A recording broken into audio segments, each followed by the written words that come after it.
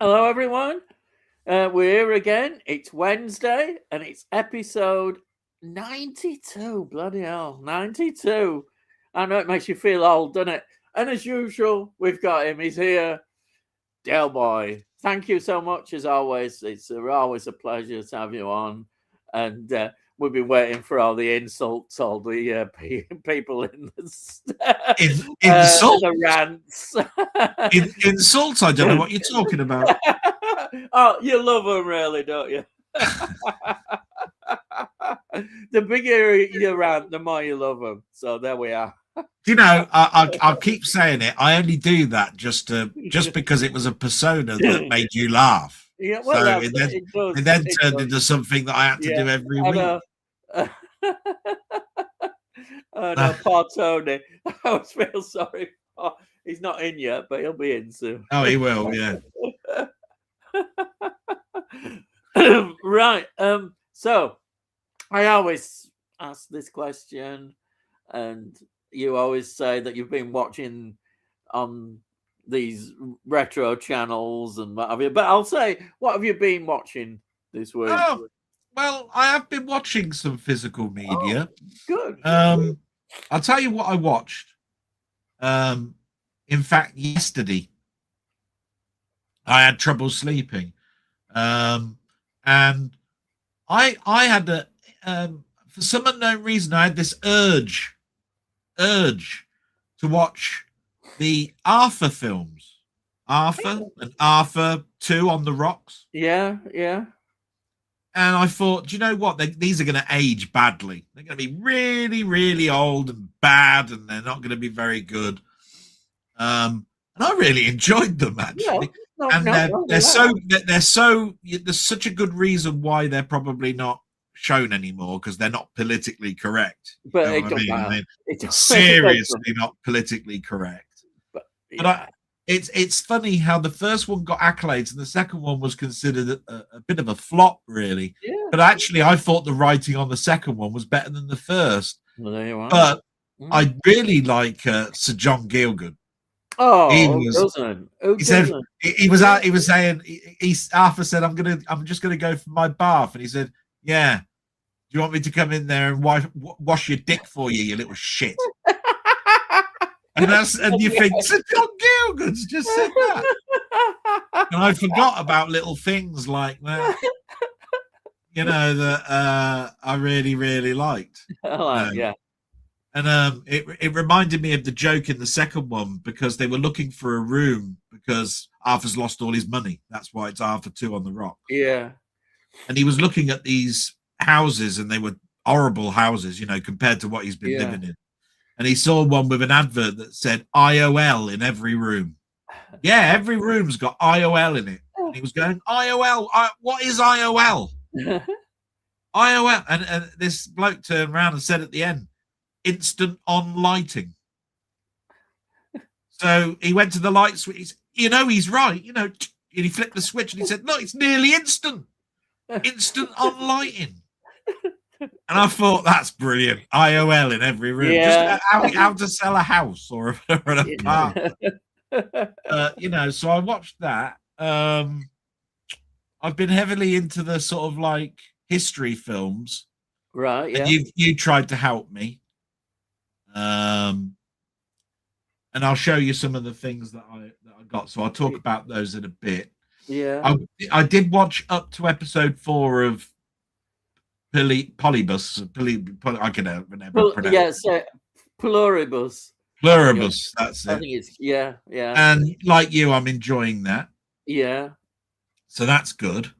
I watched episode 2 of A Night of the Seventh Kingdom, and to be quite honest, it hasn't improved from the first week. It is a bit juvenile, is the word. This is the prequel to that Game of Thrones and whatever it is, which is one of the big shows to watch at the moment. Yeah, I've gathered. Yeah. What else? So I've watched a few. Like I say, Tudor films. I wanted to watch one that you recommended to me, which was Anne of a Thousand Days. Oh yeah. But when I noticed it, I could get it on DVD, but I noticed I could get it on Blu-ray. But the one that was on Blu-ray that was on the link that you gave me, it was damaged, unfortunately. It said on the back, "This has been ripped." It's got a smashed case. And I thought, no, I'd rather buy the DVD version of the Blu-ray. Yeah. And being as the DVD was about $4.99, and you can get the DVD for around about 10 or 11 quid, I thought I'd rather buy the Blu-ray. So I'm just holding out for a good 11 quid and of 1,000 days Blu-ray, brand new type thing on eBay. You'll find one or whatever. Even though I haven't seen it. Yeah, that's the thing. Yeah, I think you'll enjoy it because it's what you're into at the moment. I'll just turn the background off because I have to then talk about what I have seen. Yeah. And it's one that I mentioned to you, which was A Man for All Seasons. Oh yeah, I've got that. That one. I watched this and then I instantly bought it. Yeah. I really, really liked it. I didn't realize it was based on a play. Yes. Yeah. I didn't know it won that many Oscars. Yeah. Jesus Christ. I mean, just goes to show you a little bit that even though I was big on the Oscars for years and years and years, I knew that how many that Ben-Hur had won and all this sort of stuff. I didn't realize that this film had won that many. Yeah. So that was one of the highlights. Yeah. Now somebody recommended this, and to be quite honest, he's usually quite good at choosing films, but he's turned into a right old fart just recently. Anyway, I watched this Cromwell film. Oh, brilliant! Yes, at last, you've got good taste. Thought that might cheer you up. No, really enjoyed my time with Cromwell. I think I liked A Man for All Seasons more than Cromwell. Can you see what I mean about Cromwell? That there is too much missing in it. There was jumping. You know, it starts at Battle of Edge Hill, and then we jumped at Battle of Naseby. And there's a lot in between. As I say, Marston Moor, 1644, is a massive battle. And we don't get enough about... There's loads, but you have to accept it for it. I mean, things are not historically inaccurate. It doesn't matter. Like, he wasn't as prominent in House of Commons.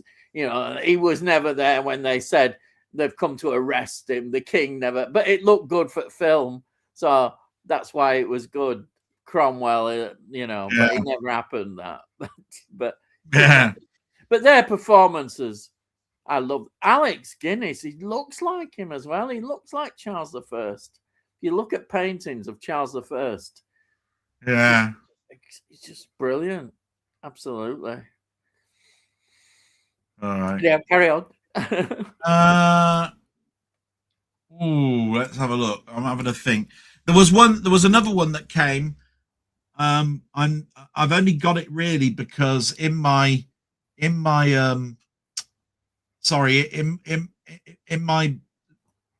contacts that people get to me, some people were saying you haven't got enough, like sporting films or whatever. I might keep this, I might get rid of it, I don't know, but it's called The Smashing Machine. Right now, I don't really go for. I thought it was boxing, but it was a mixed martial arts thing. And it stars Dwayne Johnson. But it does have, who else in it that interested me? Emily Blunt. Oh, all right. Yeah. So it might be, it might well be that it's quite a good film. When I was looking at the reviews of it, it was middling. And I must admit, I haven't got films, I haven't got many Van Damme films and all of this sort of stuff because it just doesn't interest me. But this one is sort of like biographical because it's an actual real person that did star in the beginnings of the, Ultimate Fighting Championship type things.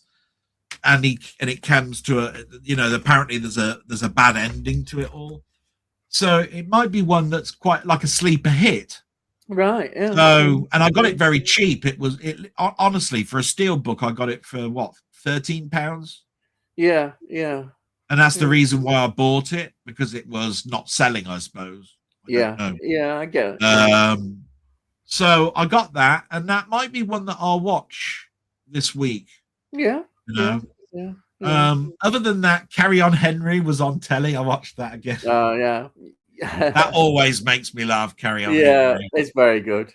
It's so absurdly bad and out of context and totally all over the place when it comes to history. Yeah. But Sid James really looks like he's enjoying himself. Oh yeah, yeah. He's really enjoying it. It just makes me hanker for those times back again, watching Carry On films. Yeah. Doesn't matter what the subject. It could be on, porcelain toilets, like it was in Carry On Convenience. It could be about a wedding bliss agency in Carry On Loving. It could be any subject it wants, and there'll be some type of gold in it somewhere. Yeah.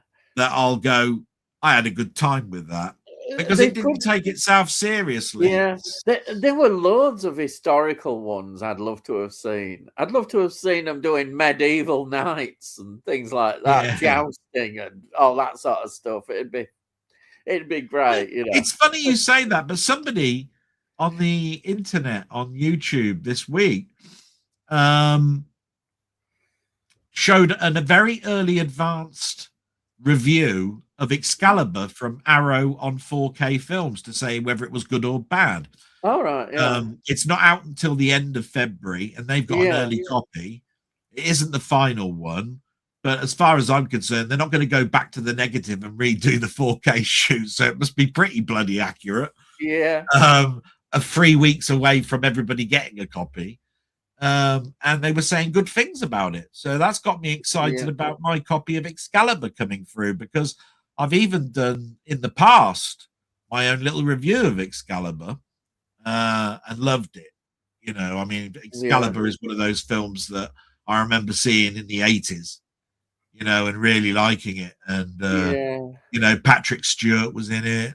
It was it was really good, and I like the idea of Merlin being like he was in that film. And in this film, it's a good take. It's a good, because everybody that thinks of Merlin when you were that young in your in age, you thought they looked like Gandalf from Lord of the Rings.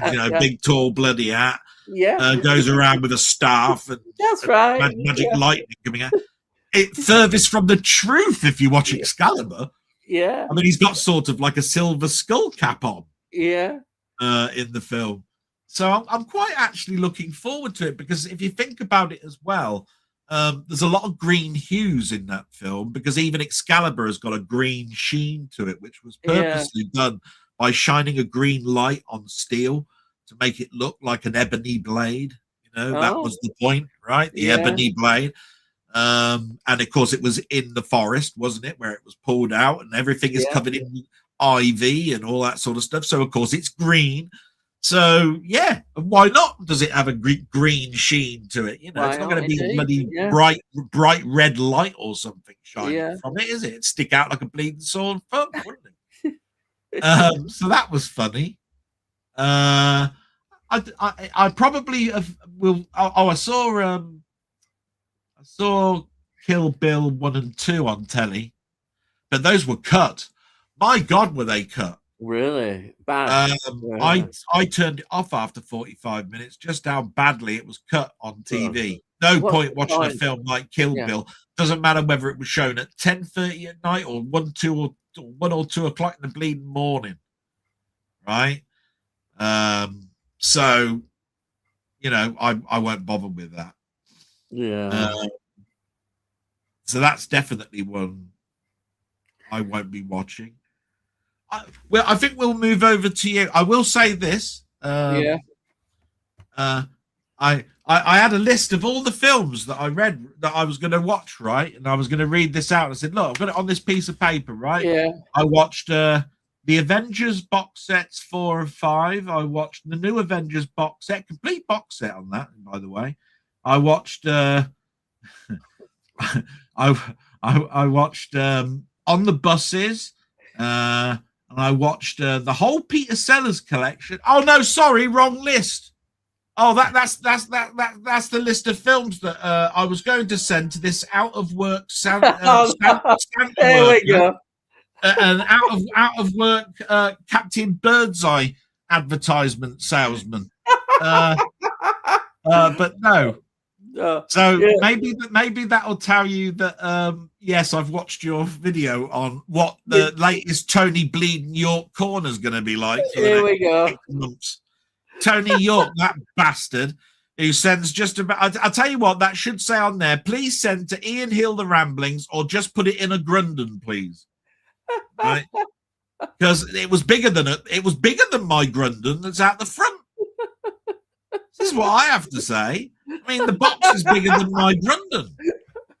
Right. Please send to Ian Hill or put to landfill. That's what it should have put on it. Right. Miserable bastard. Oh, sorry. It was me. Yeah. Okay. No, but what a haul you got there. I mean, seriously, that was a seriously nice gift. It was really kind of him. It was absolutely wonderful. Absolutely fantastic. A lot of good TV series. Really wonderful. Yeah. Fantastic. But that really was very nice of Tony York, the little sod who sends you stuff all the time just so he can get his bloody name read out every week. We know. I know full well what he's done there. I know what he's done. Not one of the films you read out's got a Jerry Goldsmith score in it. There we go. Yeah. Oh, sorry. Did I mention Jerry Goldsmith? Oh, no, that early in the broadcast. Yeah. At least we've got it out of the way. At least. And anyway, just to say, you know that I probably will have to go in about 5 minutes to look after my mum and get her to bed. So if you do see me go, it's not for any other reason other than I'll be back. As Arnie would say. Might say. Yeah. But I'm not going to the chopper. Right, I'm just going back here. Okay. Right. So firstly, what you sent me on Pluribus, more episodes. I'm episode 5. I've just watched. What can I say? Great series. It just continues. It's intriguing and I like it. I like it when I never trust people who are too nice and say and smile at you and that. Never trust people like that. And that brilliantly shows that. I like you can't trust them, can you? Really? So I watched this Dust Bunny, which you sent me, and it's got a great character. Nice. I mean, actors in it. It's got Mad Mikkelsen, Sigourney Weaver, and I can't pronounce his name, but I'll do it. David Dastmalchian or something. He was in Late Night with the Devil straight away. Yes, I recognised him. Yeah. What can I say about this? Great cast. Not sure what kind of genre it is. It's a muddled film. It's muddled. I think you said muddled when you were talking. Yeah, it's a bit film. Mixed up. I'll tell you what I did love, and you can't help but love it and smile, is the high heel guns that Sigourney Weaver just gets out. But no, this is a but there. I don't like this monster thing. It kind of spoils it for me. I know, I understand where it's coming from because it's a child thing, but I never liked those sort of child kind of monster things. This thing that it kind of spoiled it for me. And I can see why they put it in there because of a child. But this is maybe why I don't like some of these really kids films with that kind of thing in there. It's just my personal taste. But I know a lot of people don't mind it and probably like it, but I don't like it. I just didn't like the monster thing. I prefer somewhere else. But it's still a good film. I was hoping to love it more than I did, but it's a great cast, and I think most people will absolutely love it and probably be different. Now, the next film. Just before you go any further, the other thing I've been watching, and I've mentioned it before, and I'm really enjoying it. I've got the Blu-rays But when it's on TV, I'll just drop everything and watch it, and that's Deadwood. Oh yeah, you Deadwood. mentioned that other previous week. You love Deadwood. it, don't you? It's on every day. Yeah. Every day. You know, it's just a great Western TV series that it reminds me on why the hell did they cancel that? You know, I mean, I know the reasons. I mean, I've back in the day, I wanted to find everything out about why they cancelled it and everything. But I'm just so happy rewatching something and going, oh, I remember that, and I remember that, oh, and I remember that. It's like putting on a pair of comfy shoes again, a pair of slippers. Yeah. And just going back and going, I can watch this. I can watch this. You know what I mean? I am watching it in bits, and that's probably why I'm watching it. Because I know that I can pause it, see my mum, and come back and know, what's going on. And even if I watched it the next day and I only got 20 minutes into that episode, I'll know what happened in those 20 minutes, and I'll soon get into what was going on. It's very easy to get into. But anyway, I just thought I'd mention that because I have to drop off just for a bit. I'm going to pick up my mum now and make sure that she's okay. Well, you can see all these on my rerun or when I go through what I've watched this week. You better believe it. You better believe it. I'll be watching that. I'll be watching this video again. You know what I mean? All right. So I just want to see whether you're slagging me off or not. No. So, would I do that? No. Everybody, thanks for all your support. I'll be back in a bit. All right.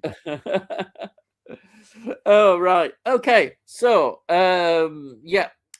first one I watched, and it's one that I totally enjoyed. This one's called The Gentle Gunman, 1952. It's directed by Basil Dearden, and it's based on a play, which I think you can sometimes, when you watch a film and it is based on a play, you can tell that. And I think with this one, that's its limitations, perhaps as a film. It's got a great cast. Listen to this. It's got John Mills. Can you ever go wrong with John Mills? He, in fact, is the gentle gunman, if you want to call it that. There's Dirk Bogart in it. Fantastic. Elizabeth Sellers, who we mentioned before. I've seen her before. And then there's Robert Beatty in it. This is a sort of set in Ireland. And it's we see at the beginning, it's in World War II, which again is an interesting period because Ireland, Republic of Ireland, they were neutral in the war as well. And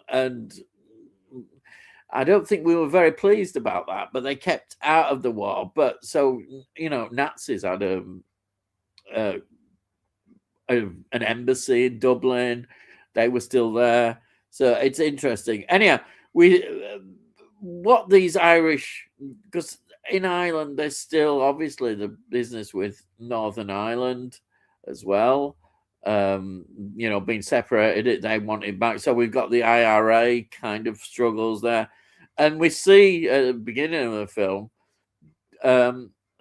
planting a bomb in London. So you've got, which I never knew that much in history that was going on.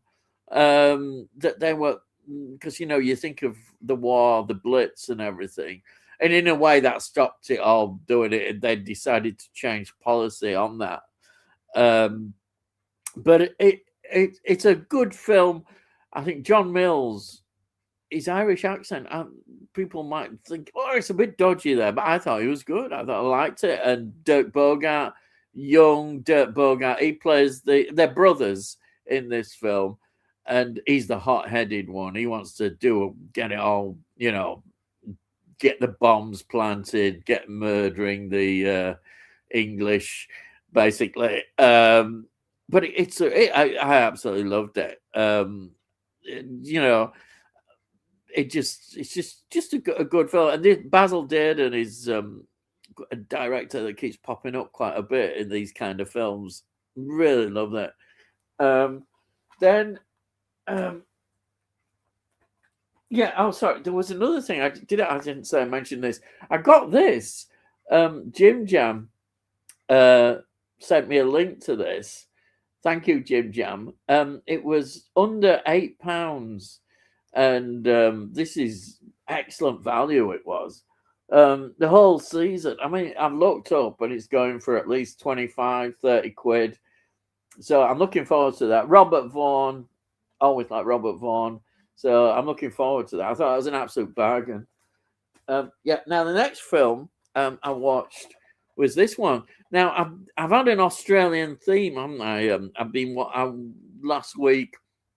I talked about the chant of Jimmy Blacksmith, and that's an interesting take, because this one, Ned Kelly, is another of these sort of outlaw characters who became a legend in some aspects, because he's anti-authority. He's another one that is declaring war on the authorities. You know, it's set in 19th century.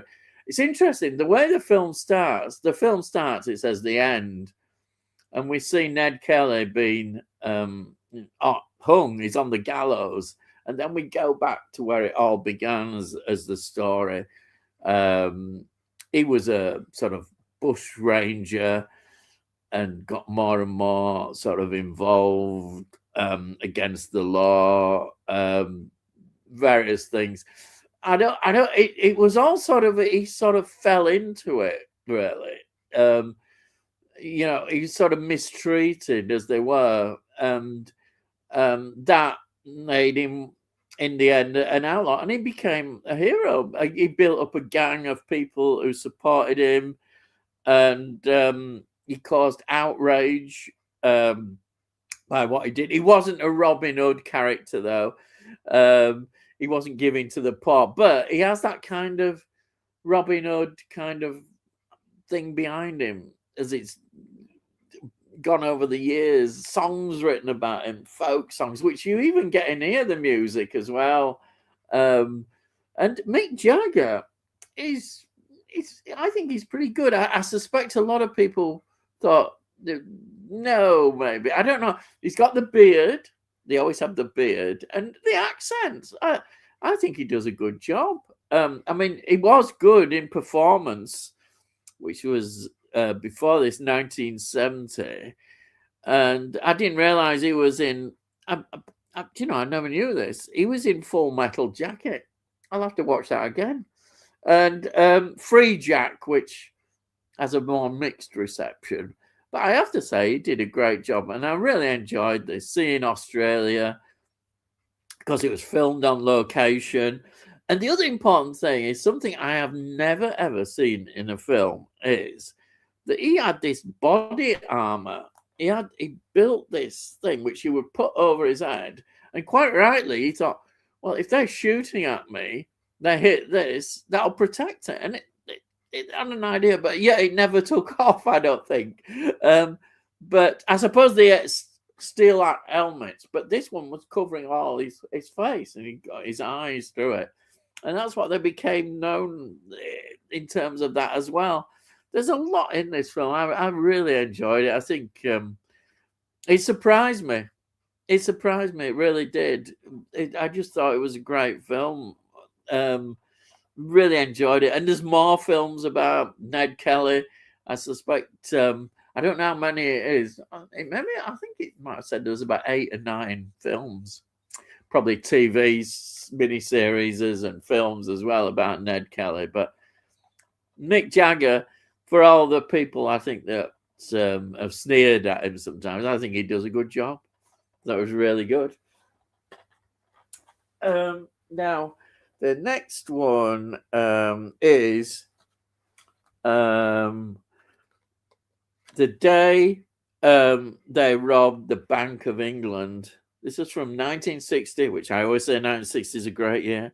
And it's based on a novel by John Brophy, whatever his name is, and it's directed by John Guillermin. Now, what a director this guy is. Now, one of his old war films, which I remember, is I Was Monty's Double. I've seen that. It's really good. That's from 1958. But the film that he is really well known for, well, there's a few. The Blue Max. He directed The Blue Max of 1966, which is just a superb war film. One of the best war films ever. And I put that ever made. I think The Blue Max is just a high standard. And of course, James Mason's in it. So it's even better. But then he directed The Towering Inferno, which is perhaps one of the best disaster movies again ever made. It's a 70s disaster. I love 70s disaster films. And that's the 70s director. Then he directed King Kong, 1976, which isn't bad. He probably gets a bit of stick. I think it's Jessica Lange. Jessica Lange's in that. Then he did Death on the Nile, 1978, which is a popular Agatha Christie adaptation. I presume that's the Peter Ustinov ones. I may be wrong, but I think it probably is from that period. And then he directed, I think the last film he directed was a film called Sheena, which I have heard of, 1984. So that's a director of this. And it stars Aldo Ray, who we've come across before. Aldo Ray was in Killer Dragon, 1967. He was in The Power, 1968. And he was in John Wayne's favorite film, The Green Berets, 1968. And then just a lot of TV series and TV films, all that kind of stuff. So that's a great cast. But then we've got Elizabeth Sellers, who's popped up again a few times in this sort of period. And then this film is important for Peter O'Toole because on the strength of this film, which Peter O'Toole is in, he got the part for Lawrence of Arabia, which, Lawrence of Arabia, what a great film.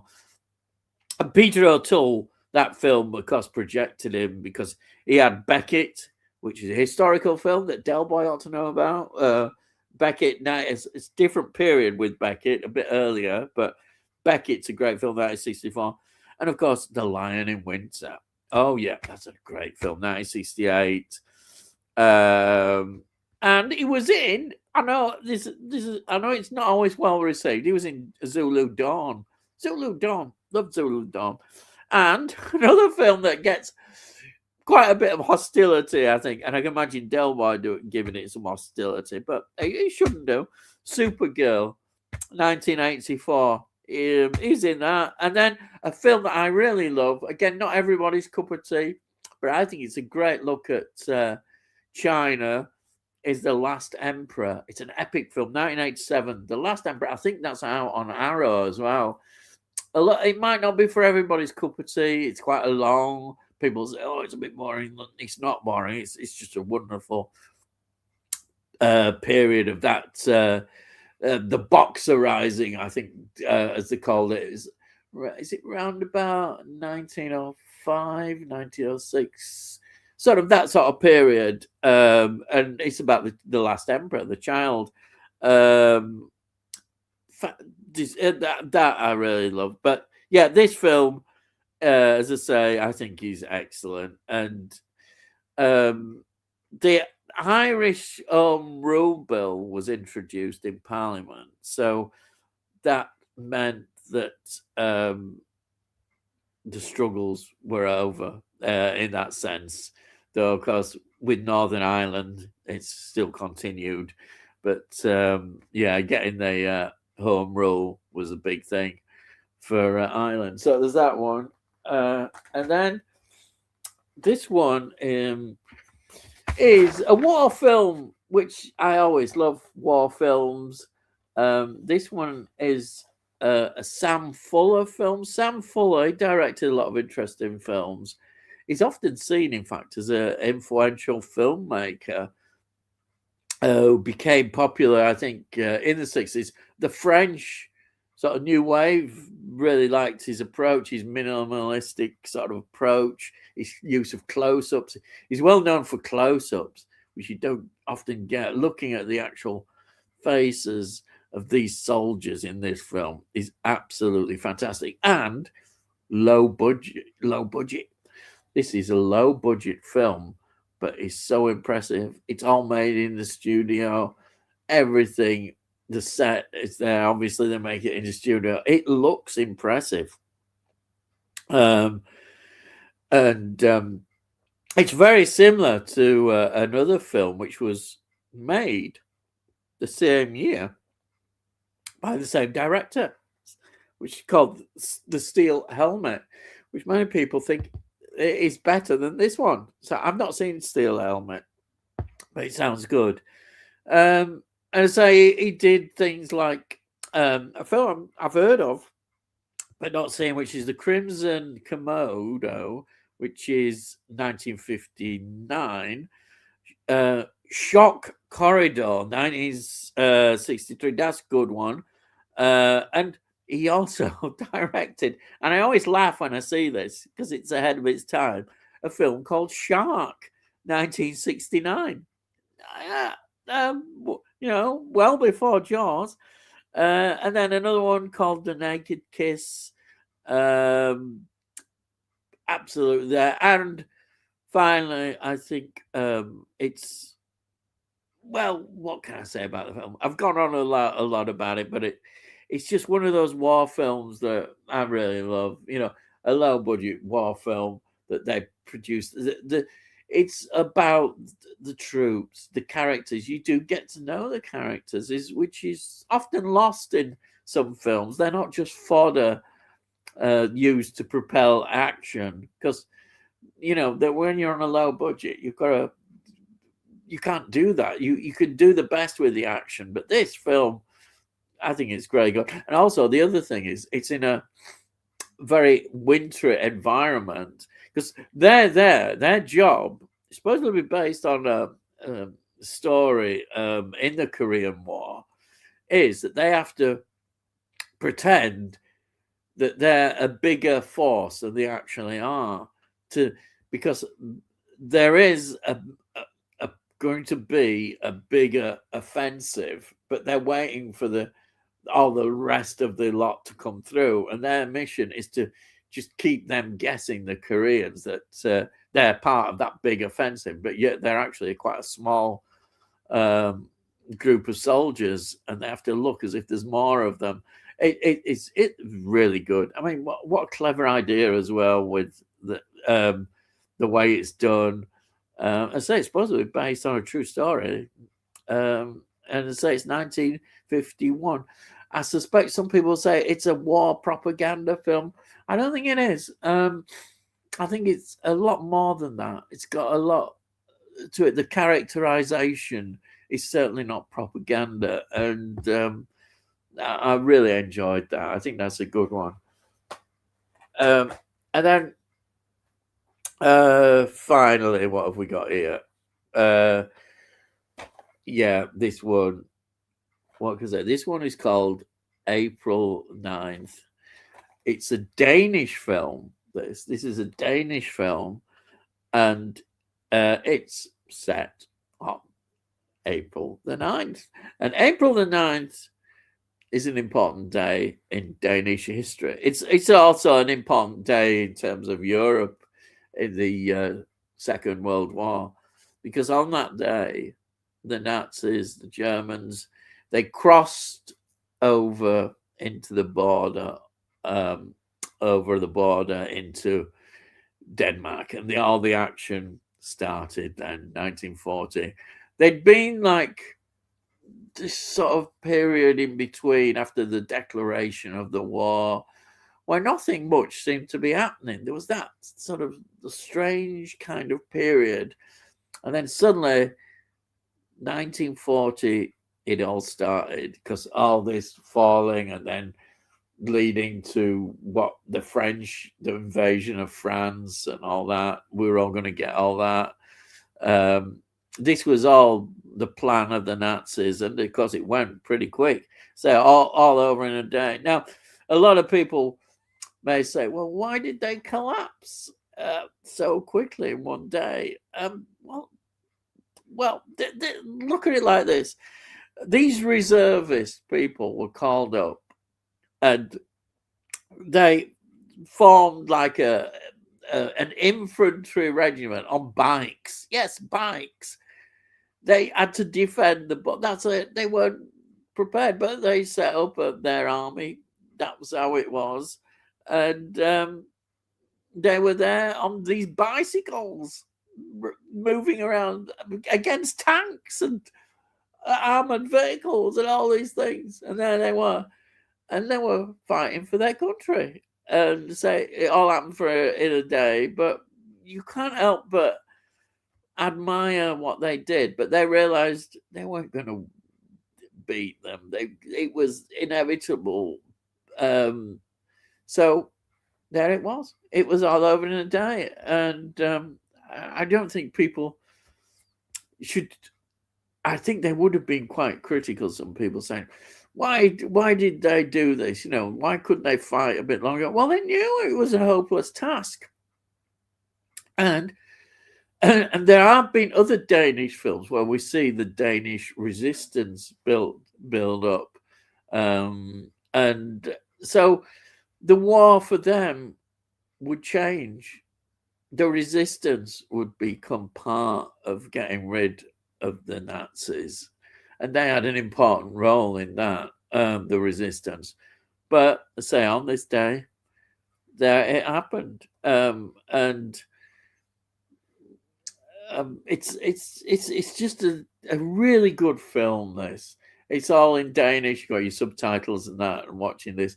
But I think it's something that Danish cinema. I've seen other Danish films, and they really produce great entertaining films, but are also quite cinematic to look at. And this had a lot of great visuals in. The visuals are absolutely fantastic. As I say, the close-ups when you see the soldiers as well, the way the camera just looks at their faces, the way we see the battles through their eyes, the hopelessness of this. And there's a scene where they all get the day, and they all go in this bus, all that's left. And all these people often were like reservists. They were from different backgrounds, like teachers, I don't know, butchers, and all sorts of just ordinary people. And they put on the uniform, and then they get put on this bus, and you see a kind of resignation and sadness that's at the end of the day, that it's all over. And that is quite an emotional thing to convey, I think. And it's done so well. And it's something the country, I think, has kind of understood and come to terms with about what happened in the Nazi occupation, as we see, because when we get into the resistance part. But that day was so important, and it's a beautiful film. I'd recommend, if you like war films, a different angle, because you see, often another thing that interests me about war films is I was brought up a lot on war films, and we always see the sort of good side in war films, the Americans and English. And it's good to see other countries that the war wasn't all about us and America, that there were people under occupation. There were people who were fighting as much for the Allied cause. And I think it's a good reminder to see that. This is why the war became so big, especially when Japan joined. But bringing in so many different countries, and it's really reminds us that other people were in this struggle as well, and that's always good. always good to see other viewpoints and how things looked. As somebody who likes history, I'm in. I mean, I would like to see all different kinds of history, and this is a great piece of history. Right. So I'll go through the comments now. I hope I haven't bored everybody too much. So we've got Denny saying, hello, guys. Hello, Denny. Welcome. I'm glad you can make it. I know you don't always able to make it, but thank you so much for coming in. Tony says, good evening, Ian, Dell, and Chats. Good evening, Tony. Brilliant. Voyage to the bottom of the sea. I love it. I can see it there. And then Sai saying, evening, gang. And then Rocket Bunny, good evening, all. Hope everyone is well. And then we've got Frank Hodder saying, hello, people. I've said that after the first episode of that Game of Thrones prequel was juvenile, I asked myself, why do they do this? Streaming fodder, I suspect, again. I've got to be honest, I've never seen Game of Thrones, and I know it's a well-loved, thought-of series, apart from that last episode, which everybody complains about. But they kind of have to do this, don't they? You've got to have a prequel. So, we'll do a prequel because was well thought of. Oh, I know, we'll just get it on the stream. And that's what they end up doing. They just put these things on, and they're not bothered about the quality or the fans, It's just, I call it streaming fodder. They've done it now with Star Trek Academy, from what I've heard. That has had such bad reviews, Star Trek Academy. I mean, that's all it's there for. They've got these streaming channels. They've got to fill it up with stuff. And they think, Game of Thrones, massively successful. It's going to get all the fans who love Game of Thrones. Let's put a sequel in. And that's what they do. And, there's very few that have worked out. I think I've said it other weeks. I think Andor is probably the most grown-up adult one that's actually worked. But very few of these, they don't work. It's a pity. And then Frank Connor says, Del, I have an important tip for your PS5. Right. I don't know all about this, but I'm sure he'll know about this. I'll try and remember to say that. It says, what an idiot. Oh, yeah, I removed the one that goes on everywhere. They're boring, aren't they, these trolls? Really boring trolls. Crikey, what can you say?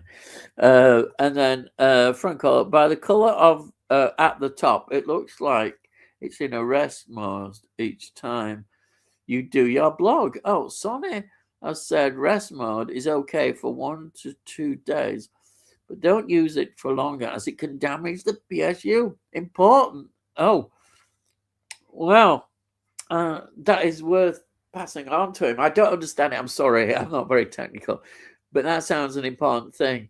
Yeah, we'll try and remember that. And Denny says, idiots are still about. Yeah, I just blocked them. That's what you have to do. Why doesn't Nige apologize to Dell? He's just not interested, is he? What can I say? That's never going to happen. Yeah, anyway, I better not give my thoughts on him. I did, and I got into trouble, but I called him out for what he was. But anyway, I don't want to dwell on him anymore. And then we've got was saying, good evening, James and Howard.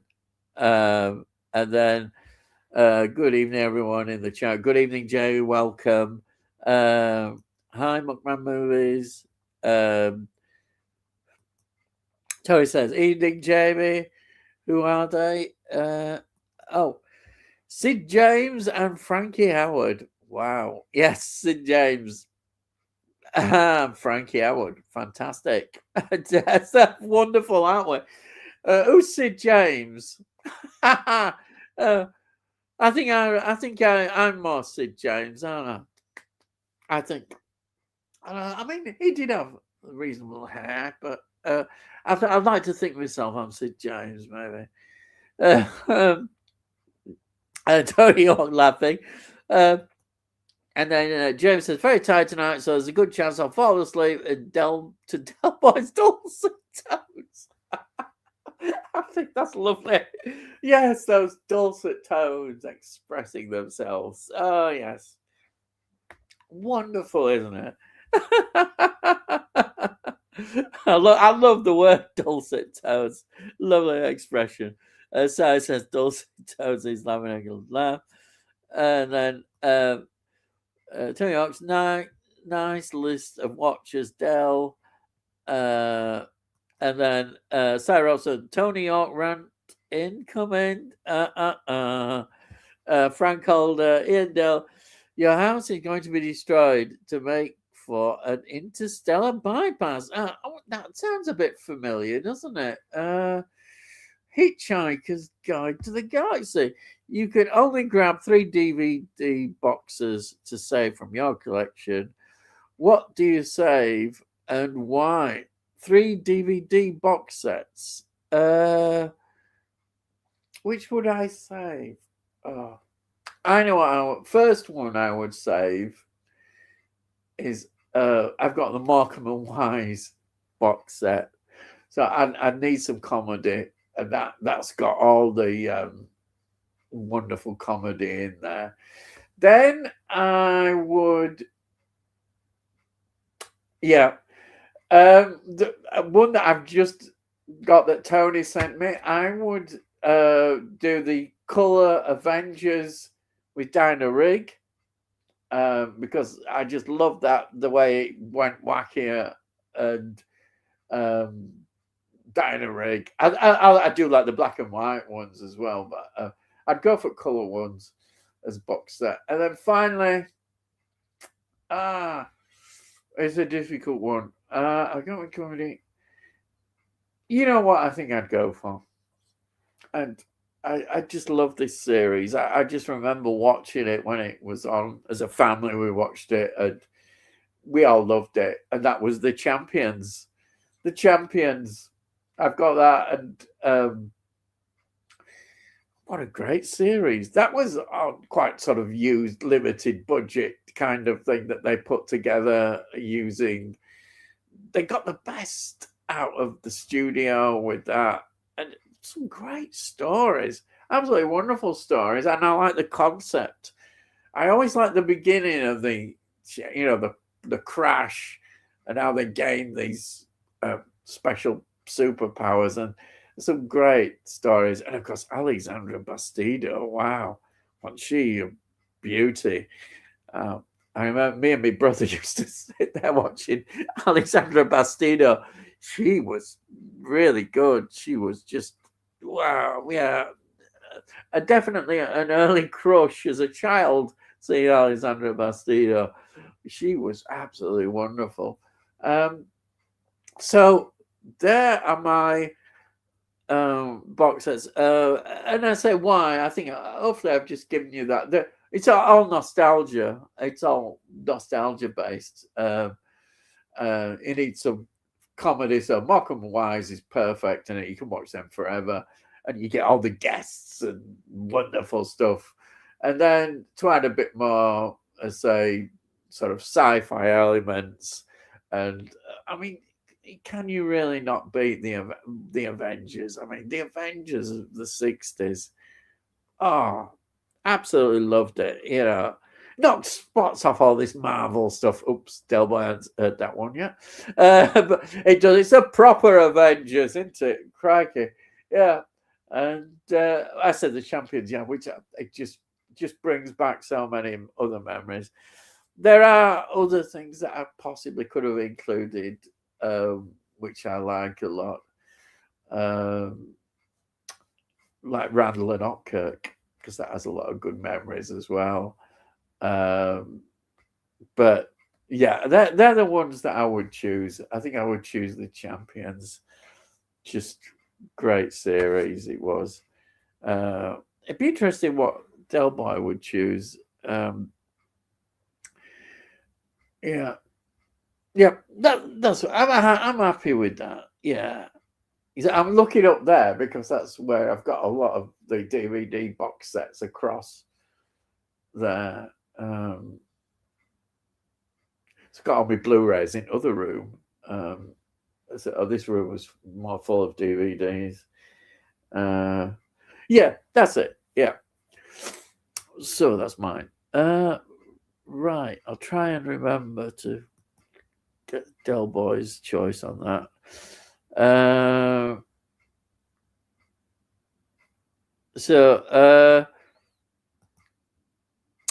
Start ranting, Delboy. You and Ian have a film winging your way, courtesy of yours truly. Oh yes, of course, yes. When I do the live that you're going to be on as a special guest, yes, yeah. I haven't picked the date yet, but that'll be coming very soon. I'll find a day in March. We said we'd do one, and we will. So that'll be exciting. And Terry York says, I'll be wanting Sweeney series far back if the Blu-ray doesn't get released as planned next week. Oh, sorry about that. Oh dear. Oh dear. It's good you're that one. I want to see Dust Bunny. My horror novelist friend says it's good. Oh, I'm sure it's me. Don't worry, I won't be put off. It's just me. You'll probably love it. I say most people will absolutely love it because of its cast, its adventure. But for me, it let itself down on my personal taste on that. There's a lot of good things in it, but I really just did it. I was enjoying it, and then that thing appeared, and I thought, "Oh no, please, no!" But there it was. It just ruined it for me. I couldn't get. I'd rather have a Doctor Who kind of monster, more, some bloke in some duvet cover, something like that. Some awful classic Doctor Who. But it ruined the whole film for me. But yeah, I understand it's there because of the little girl and how she sees the world, and therefore you put the sort of monster friendly kind of thing, even though it's not meant to be friendly. I just don't get it. I don't. It's not for me at all. Put me right off the thing. Even all the good things in the film that ruined it, and I won't be rushing out to buy that when it gets a release. It's just my personal taste, So I said I can't wait for your reactions to season finale of Pluribus. I absolutely loved it. Oh, you are really intriguing me now. I loved it so much. I love the way it's paced, actually. I think it's paced really well. It's so easy. They could have been, I was thinking to myself, they could have really rushed this and started cutting it back. But I love the bits where she's like wandering around, and it's really good, and of course a plan going on, and the weaknesses of them, and trying to find what they are. And then we're seeing this other figure who clearly is seeing something wrong but hasn't contacted. I'm sure they're going to expand that more, but I don't know. I'm looking forward to just seeing more about it. It's such a good series. And then James says, we were watching Severance, which I'm loving. Is that another series that you've mentioned? I think it could be. And then, Sai says, is that good, Muckman? And he said, it's excellent. That's good. He says, very intriguing and leaves you wanting to put on the next episode. Well, I'll tell you something. If a series is doing that, then it's doing well. I know exactly what you mean. I mean, I'm like this with this pluribus, that I'm dying to see the next episode. It's just totally engaging. You want, you know, it's not like some of these series that we often see that nowadays. The old ones are always good. Old series are always good, but a lot of them sort of modern stuff is just, it's not quite as exciting. And I think I like Pluribus as well because it's sci-fi. We want more sci-fi as well. I don't want fantasy stuff all the time. I want to go to more sci-fi. I do like sci-fi fantasy, but you know, I just want more harder sci-fi. I think I'd like to see that more, and horror and sci-fi together, brilliant. You see, that's what's wrong with for me with this dust bunny. It just doesn't know what it's doing. It's an action film, or is it an action film? Is it a fantasy film? Is it a both? What is it? I'm not quite sure what genre it's aiming at, and it does, for me, that doesn't work. I mean, I possibly would see it as an action film, really, with fantasy elements in it, but it needs some proper horror. It needs, get rid of all those silly creatures, get some better creatures and make it more horrific. You know, that's what it needs. It needs a lot more doing to it, from my viewpoint. You know, I don't want to watch child-friendly things like that. You know, I don't. I just don't want that. You know, if I do, I'd go and watch. I don't know, some other things. I wouldn't watch it. You know, I went to see Rental Family on Sunday. Yeah, I absolutely fell in love with it. The old Japanese guy deserves a nomination for supporting actor. He's that good. This has been mentioned before. It sounds really interesting. And Jamie says, I've heard good things about Rental Family. And then, but I went to see Primer this weekend, but my cinema owns only one screening per day, and it's late. And then Sai says, it's set in Japan. I think you'll enjoy it. So, yeah, I think sounds good. And then, Sai, same for me on Primate. I fancy seeing it. Good. Jay says, Rental Family has already gone on my watch list. Brilliant. Yeah, here we are. Good. Tony says, great pairing of John Mills and Dirk Bogart. Oh, it's great. In Gentle Gunman. I bombings in World War II are well known. I think that's true. And I think maybe because I don't think the British would want it wildly publicized at the time. The war effort was important. Ireland, as I said, was neutral. And it wouldn't have gone down well anyhow. I was, you know, I just don't think we wanted it publicized, and it did stop, didn't it? They couldn't get away with it in the end. John Mills, Dirk Bogart, I still say it's just such an amazing combination, and seeing Dirk Bogart so earlier part of his career as well. You know, you think of all the brilliant films. The one thing I say about Dirk Bogart is he started in so many wonderful films, loads of them in 1950s, 1960s. And then I say, when he met Lucy and got doing his films, and then we get The Servant. The Servant is one of the greatest films ever made. And I know that sounds a big sweeping statement, but British films, I'll say British films ever made, because it's just totally on the ball. It's on the money. The Servant is such a great film.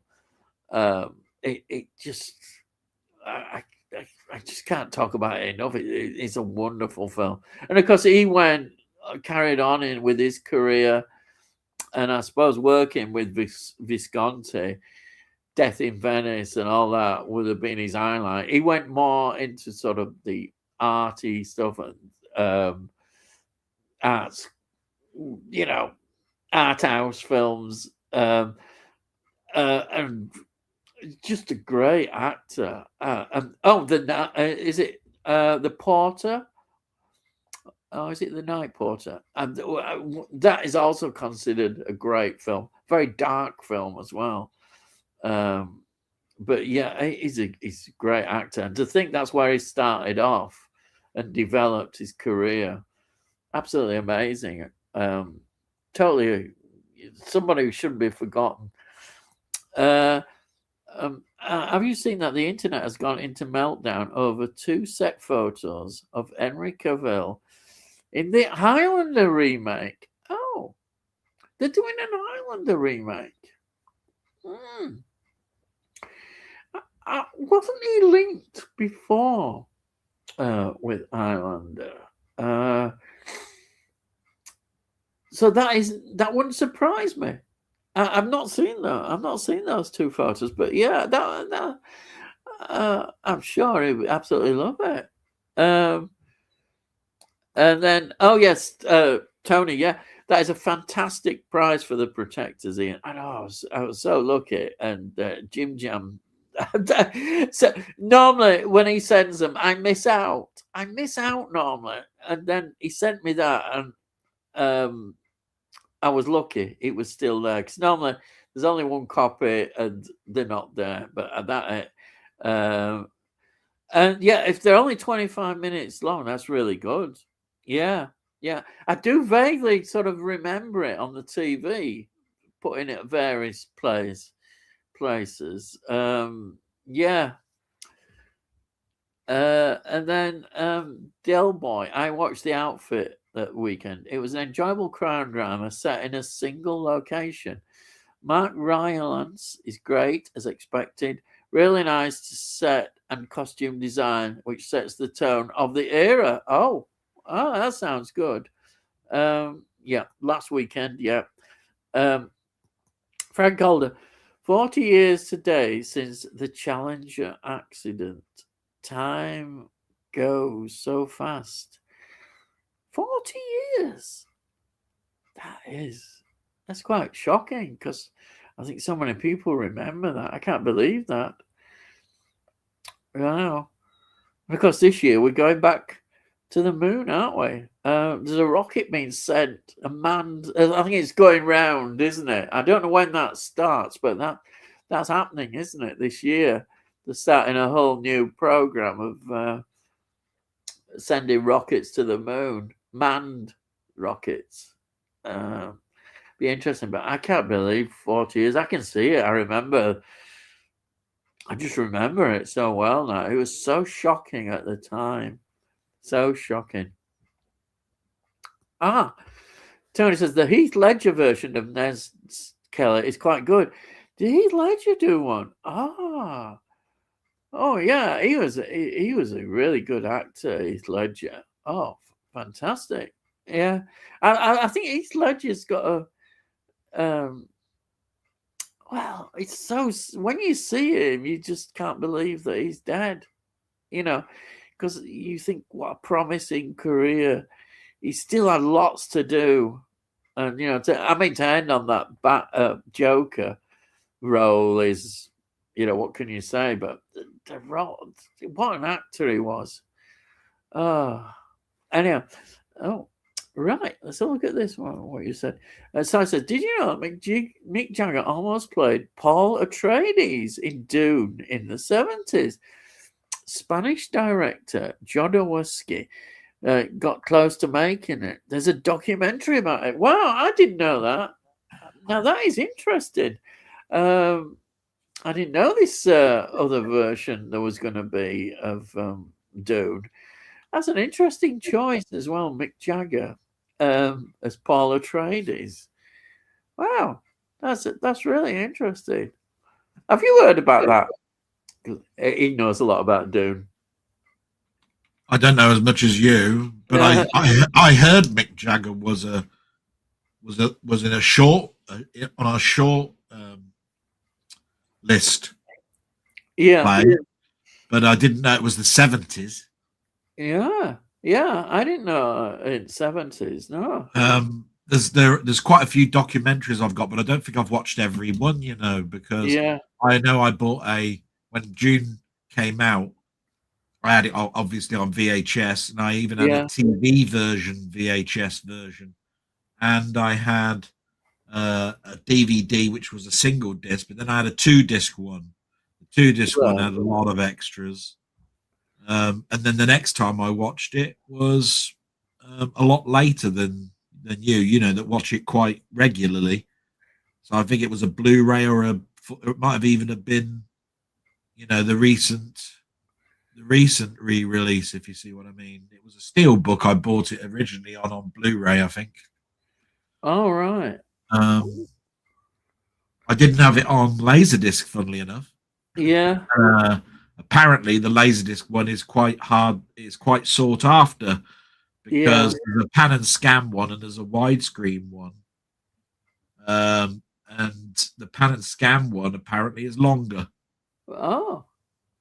Which makes it a bit of a hard coin toss for you if you wanted to buy just one of them.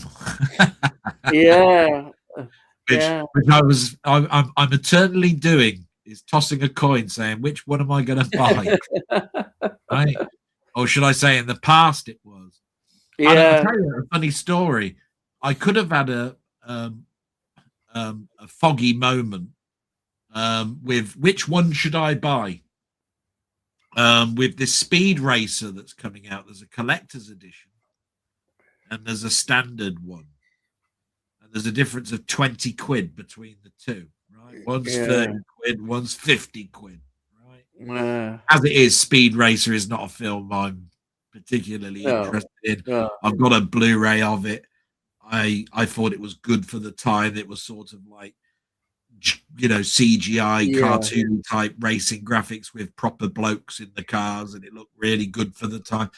But not really that interested in it. And it was an instant pass with the money, as it is. Yeah. Because I've heard some rumors about the next James Bond release that's going to be coming out in steelbook format in a case. Whether it would be the Roger Moore ones or whether it's going to be, because they're umming and ahhing about whether there's a Dolby Atmos track on it.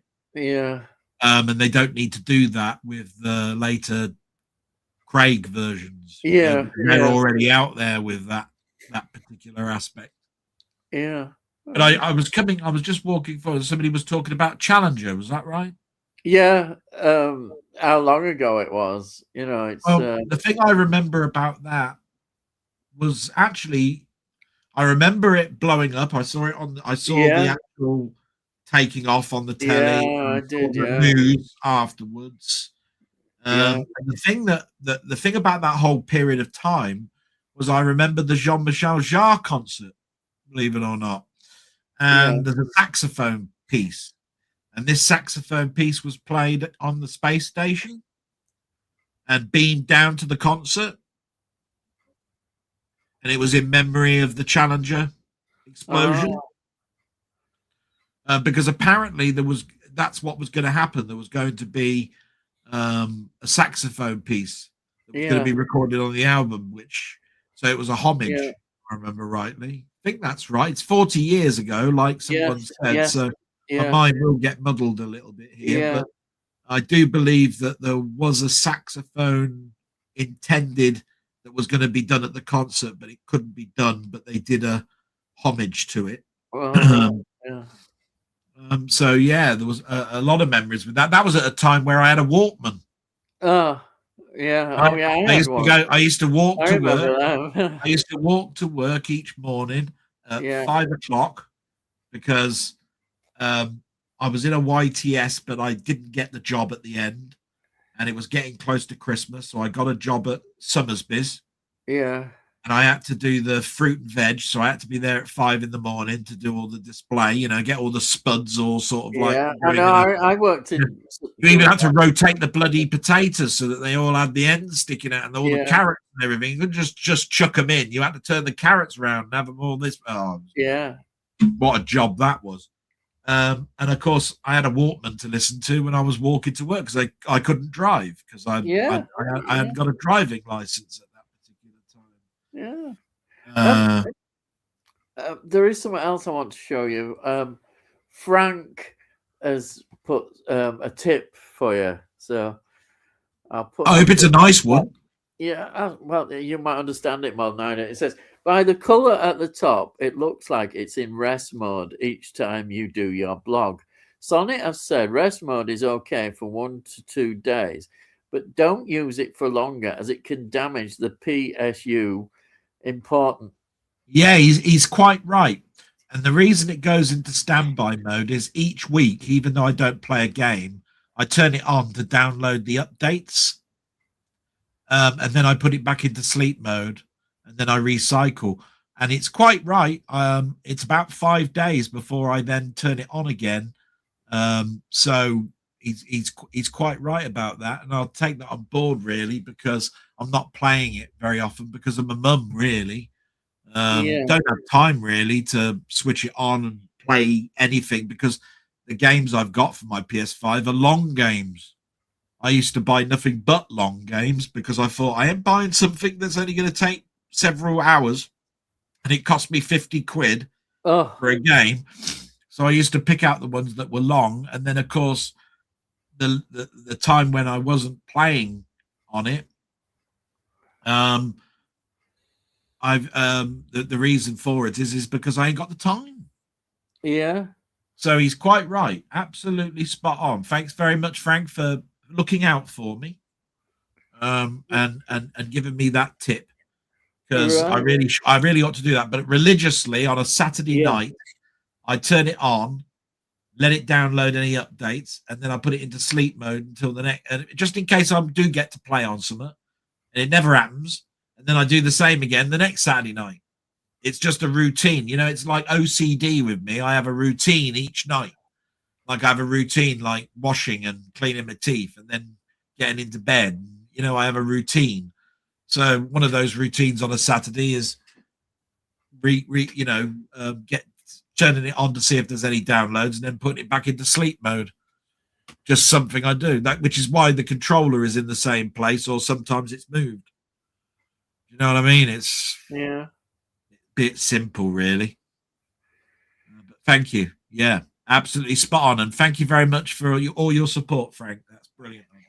And before I go on, I'll say it. I say it every week, but if you haven't subscribed to Delboy's channel, why not? Then don't bother. Then don't bother. I've put a link at the bottom. It says it every week that he loses subscribers, but if you click the link, you go to his channel and you can subscribe. He's a great channel. Honestly, I say this every week, but it's true. I do love his blog.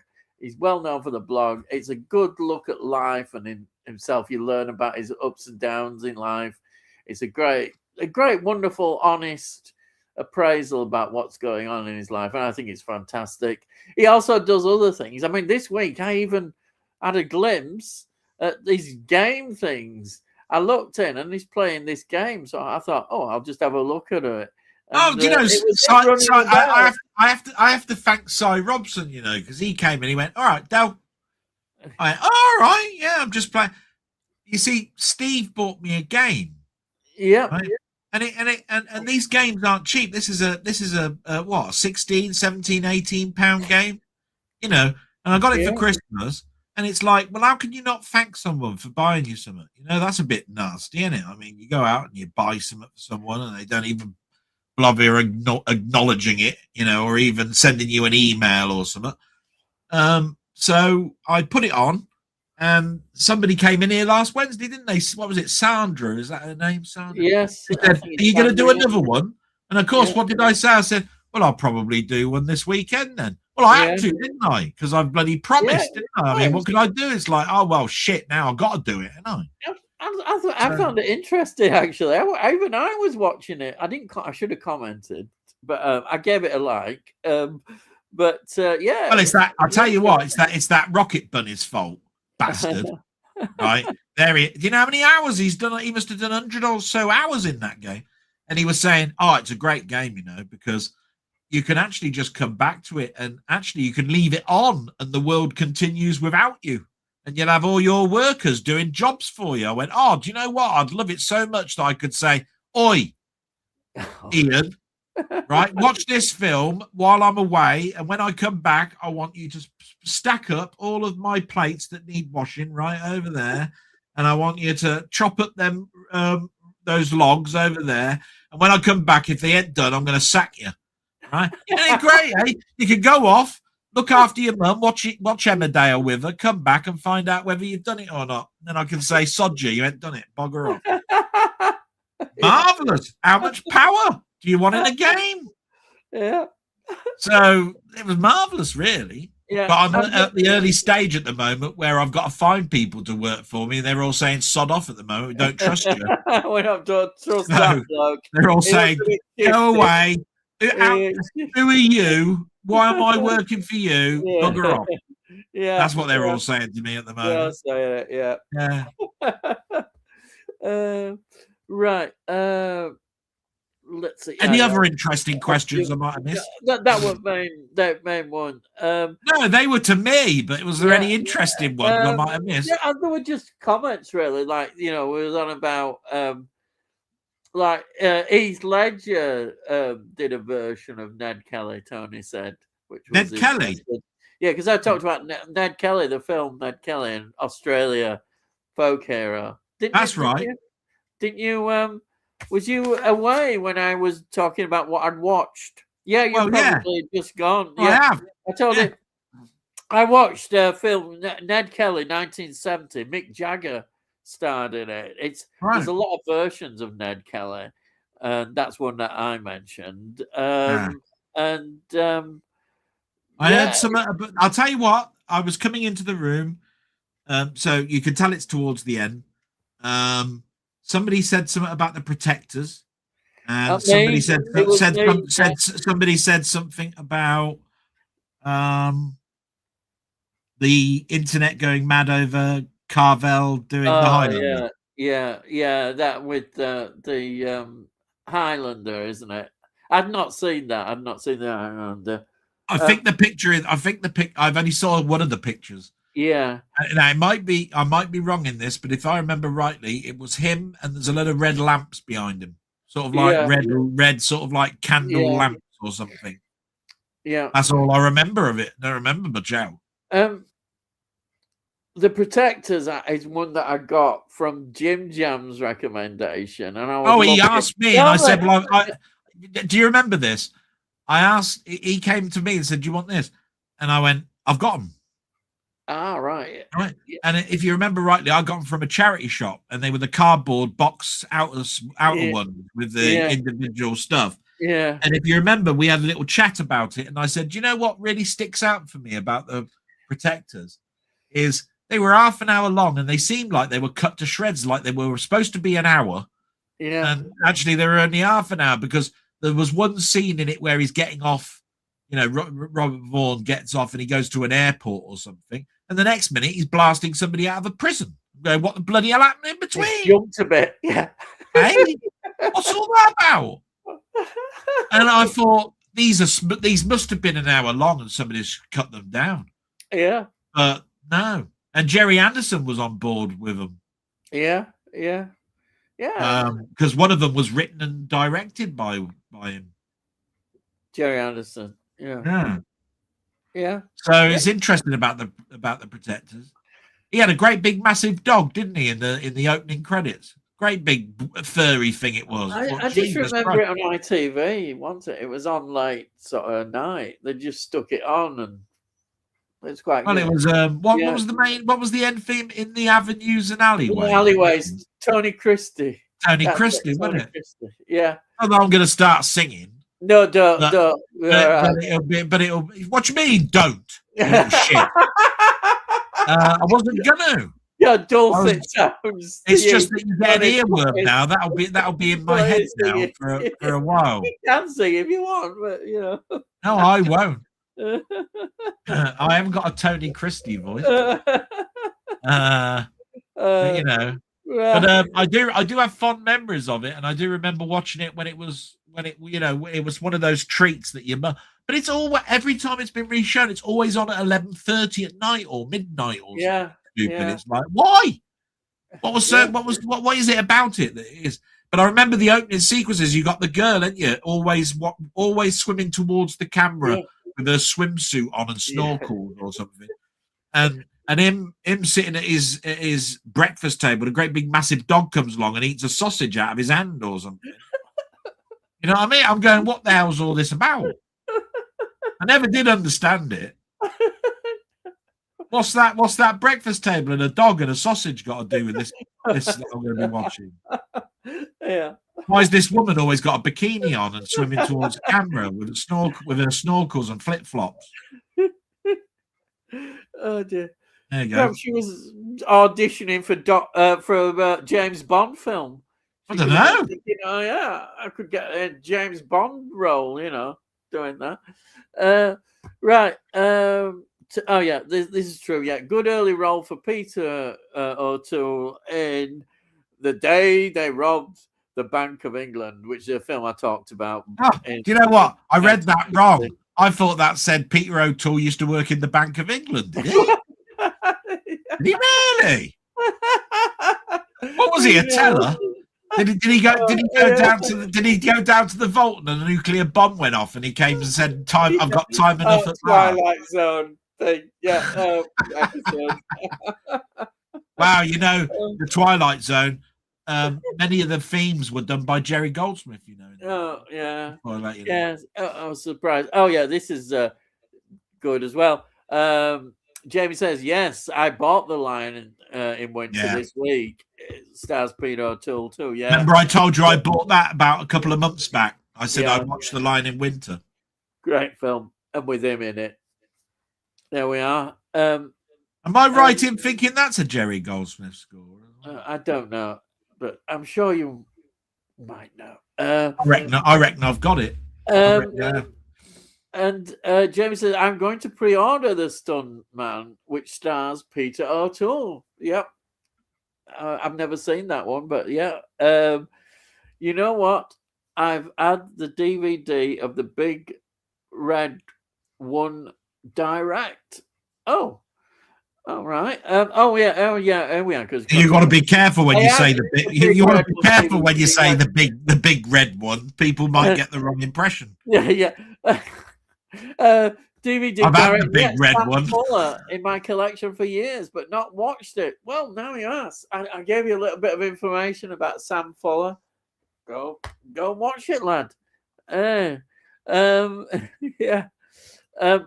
His favorite fans Sam Fuller film is Hell and High Water, 1954, with Richard Widmark. Oh, what an actor! As a submarine captain trying to prevent the Chinese detonating an atom bomb. That sounds brilliant. Absolutely wonderful. 1950s. Great time for those kind of films. Brilliant war films. And then don't big him up anymore. Look him with his Voyage to the Bottom of the Sea picture, little shit. I have that DVD, Jamie. Watched it years ago. Certainly worth a watch, Tony says. Yeah, not sure why I've never watched it, because I love a good war movie. Well, there you are. Go and watch it, lad. Go and watch it. Yes. And Tony says, yeah, the Germans had a bit of a shock trying to subdue the Norwegians. Took them a couple of months. But the Danes all wrapped up in a day. You know, what can you say? And then, I watched Ty West, The Innkeepers, on Tubi this week. I wasn't usually impressed. It's a very understated supernatural horror which takes half the film to get going. Oh, right. I've not seen that. I think I might have heard of The Innkeepers, but I've not seen it. Oh yeah, this is Flame and Citron is another Danish World War II film. Stars Mads Mikkelsen. Yeah, I've got that one. It's a great one. absolutely wonderful. I totally agree. Don't think I've seen that one. Yeah, it really is. The Resistance. That's more about the Resistance. Yeah. And then Tony says, I have a DVD set of Danish series called 1864. It tells of their conflict with Prussia in that year. Well worth a watch. Yeah, that sounds good as well. Yeah. That period, interesting. For Germany, for Bismarck and all that. That Melina documentary is bombing at the box office. Good. I hope they lose millions. I'm reading ahead. Apparently, you've missed something that was pointed at me, which was Jamie has watched the film Outfit, which I sent to him for Christmas. Oh, right. The Outfit. Yeah. Have you seen that film? No, I don't think I have. No. Didn't know there was one, Jamie. Must rush immediately to book a ticket. Right. Tony says, don't you dare. He says, my local audience hasn't sold a single ticket for Melina, or whatever. Oh dear, that's not doing very well then. After all, poor old DT needs the cash. All right. Was that Donald Trump? Old Trumpy. Apparently, single-digit sales at cinemas with the flagship London cinema selling one ticket for a screening. Bloody hell, that's bad. Terrible. That is. What? Yeah. I do you know what's bad about that is who was the poor sod who couldn't get a date to go to the pictures and he sold one ticket. Didn't even have someone to go with him. Oh, let's go and watch Melania Trump. No, that'll be an exciting film. I bet it was the reporter doing the review on it. Yeah, imagine taking your girlfriend for a date to watch that film. Oh God, Yeah. Great film. Yeah, I'm sure.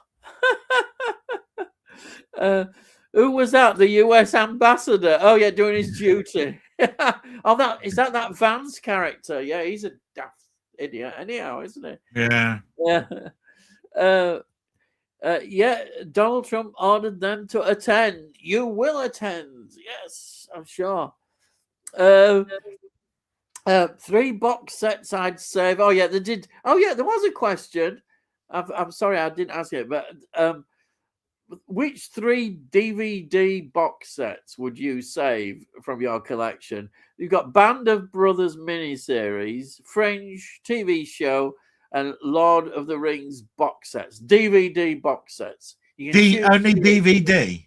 Yeah, not Blu-ray. Question was DVD. Not Blu-ray, not 4K. They didn't know. They just said DVD box sets. Well, I have got a DVD copy of Star Trek: The Motion Picture, so I'll be taking that. Right. Although I've got a DVD box set of all the films, so I could take all of that. I would take that. That sounds better to take that because I bought an out of circulation box that you put all the director's cuts. Do you remember they brought out the 2-disc director's ones that all had a nice spine, right? Yeah. You could actually buy a box that fitted in separately, and I bought that and put all of my 10 in there. Yeah. So I might take that. So I'll take that. I've got one. I think you were. Let's see if you mention it. There's one, and I thought you must mention it, but we'll see. What? No, you carry on. No, I'm intrigued now. Go on. Go. I thought you'd Laurel and Hardy box set. Yeah. You say that was an intention, but it. Yeah. But I'm just trying to think because I was thinking of a TV series next. All right. I thought Laurel and Hardy you would love to take. Yeah. It was going to be mentioned, but you've only got 3, haven't you? Yeah. No. When it comes to TV series, what would I take? I might take this is I might take Columbo, or I might take my Twilight Zones. Yeah. Gotta take the Twilight Zones. Yeah, and that'll keep you quite busy. There's quite a lot of episodes. So, yeah. That's Good. I'll take the Twilight Zone. Do you I was know thinking what of the one that was left field was Randall and Hopkirk Deceased. You know. Believe it or Yes. not. That's it. Yeah. Well, I chose Markham and Wise box set for my Oh, collection. did you really? Yeah. I thought, well, that'd be great. All that. I mean, there's quite a lot of shows in that, so that's pretty good. Then the other one I chose was the Avengers Dino Rig color series. Definitely got to all of any Dino Rig has to be brilliant. And then I chose Champions. I chose the Champions.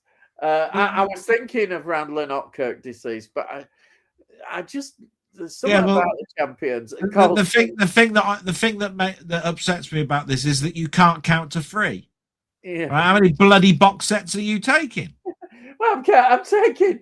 Bloody hell, hang on a minute. I mean, it says 3 here, and 3 the Champions. And you weren't going to take June. No, I decided not to. I know it was too obvious. I thought, well, I've got to do it. I mean, I could have taken the Star Trek like you. I could have thought, oh, I'll take Star Trek, but I thought I was trying something different. You know, I just wanted more TV related TV things. I'll tell you what. Yeah. Rather than how big's this extension cable that you need to bloody power up the telly and the player for you to for you to play this thing, right? I mean, I've got one of them real, those real extension cables, right? But I tell you what, the real would be the size of flipping an iceberg, wouldn't it? Have you noticed? Nobody says how big this desert island is. I mean, what if it's one of them really small ones? Yeah. I've got a big solar panel, and I've got there is power the whole damn thing. Tree. That's what you live under, the one palm tree. Yeah, TV set. Yeah, I wouldn't be taking Robinson Crusoe on Mars with me, take it like that, or Enemy Mine or something, right? But if it was a big island, quite big, then it might be different. It might be the bounty. Yeah.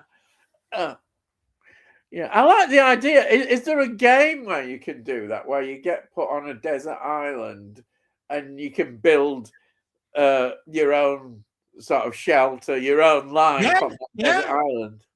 There's been several close to that. There was one. Sounds good. Where you have to build a resort on an island. Oh, right. Yeah. And you have to hire people to clear up the trash. If you don't, and they don't put things in the dustbins, then everything gets messy. And you have to go down to the beach and make sure that there are bodyguard, that there are, people that protect you from sharks and that. And then campfires have to be put out, otherwise they'll set fire to things. And, I think it was called Beach Life, that one. But there's been some. I mean, I think there's one called Don't Starve. That's where you end up on an island, and you got to, and of course the whole aspect of it is don't starve, don't you? Yeah. So you got to work out how you're going to live, how you're going to eat, where you're going to get your water from. Yeah. Because you wouldn't eat raw unless you like Japanese sushi. You need to have a fire, don't you, to cook the fish? You don't like raw fish. Ugh. Oh yeah, well, you'll be all right, Admiral, wouldn't you? Eh? Admiral Birdseye, you'd have a field day. Promoted now to Admiral from Captain. Yeah. Well, that's well. I mean, at the end of the day, the only problem you're going to have is you ain't got a big deep freezer, have you, to stick them in? No, that's true. So you're not going to be very good at packaging, are you? Hey, you'd have to sell it. You'd have to sell them straight away. You can't freeze them or anything. You've got to eat from day to day. I suppose that's what makes it interesting. You can't. Where are you going to get your breadcrumbs from? Oh, I don't want to think. Yeah. Not with you. I don't want to think where you get your bread. What do green leaves taste like, I wonder? You have a few green leaves. And a nice bug, some nice little ants or flies and things. Lovely. Lovely. Cheers. There's a good podcast on YouTube about the champions, Ian, as well as other ITC series. It's called ITC Entertains the World. Very interesting. Also, they go into a bit of depth. The champions is what it was, and I can't ask her now, but it was my mum's favorite TV show. Oh, was it? Oh, around the time I was born. Yeah. We watched it as a family. My family loved it, which was for them a bit unusual because my mum and dad weren't into sort of more fantasy kind of things. Was it the Tibetan mountains they crashed? Yeah, the first episode. Isn't it funny that even in comics and even on TV and even in films, anybody that smashes into a Tibetan mountain has got some strange power or something when they come back down the hill or something, right? Like Doctor Who as well. Right. Everybody that goes to the Tibetan mountains comes down with some supernatural power. I'm just going, why doesn't everybody go there? Yeah. We'd all have superpowers, wouldn't we, when we come back down? You'd think they'd be able to stop the Chinese, wouldn't you? The Chinese, they'd be able to stop them. They'd put a wall up. An invisible wall. Yeah. And Chinese won't be able to try and grab hold of it. Don't go past this point because you'll have a supernatural power. Signed the Chinese government. Yeah. But Chinese would say, anyway, it's all suspicious Western nonsense. You don't want to get involved in all that stuff. I'll tell you what, just going back to that question, it would really be a hard one for me. There's so many box sets because I've got Frasier and I've got Cheers and I've got all the Star Treks. Or what about my Doctor Who's? It's like, well, what am I going to do? Yeah. I forgot about them. Which of the special Doctor Who sets would you choose? Of the special editions? Yeah. The Doctor Who collection, the wonderful ones. Which one? The Tom Baker instant one is the one that's just gone past us, which has got Brain and Morbius on. Yeah, season 14, is it? Yeah. I think you're probably right there. Though I know this sounds kind of strange, but I've been enjoying that William Hartnell one so much. Yeah, I may even have chosen. You might go for the season 2 box set then. Yeah, because it's so good. It surprised me. Have you watched your season 2 box set? No, I go through it. I'm going through it I know you've done the rescue and I've done the DVDs and I'm doing the things. I'm doing the DVDs and then I'm having a look at the box set and seeing as well. It's just I say it every week, but we're not going to get it for years anymore. William Hartnell, are we? I think it'll be down. I don't know. I must admit, it will be down the list. Yeah, I'd say it'd be bottom of the list. At the end of the day, if they do 2 a year, you're only 2 years away from probably getting back to the black and white ones. Yeah, but I don't know how quick. There's one more Peter Davison to do. There's one more. Is there one more Sylvester McCoy one? No, they've done all the No, they've done the Sylvester McCoys now. They've done the Peter Davison with the one that's coming out. I don't think they've done a Trial of a Time Lord yet, have they?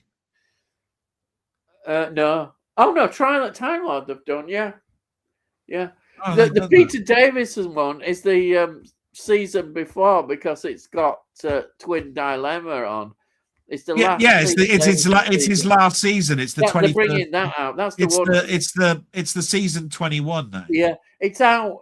Is it in March or April? March. Yeah, it's coming out, that one.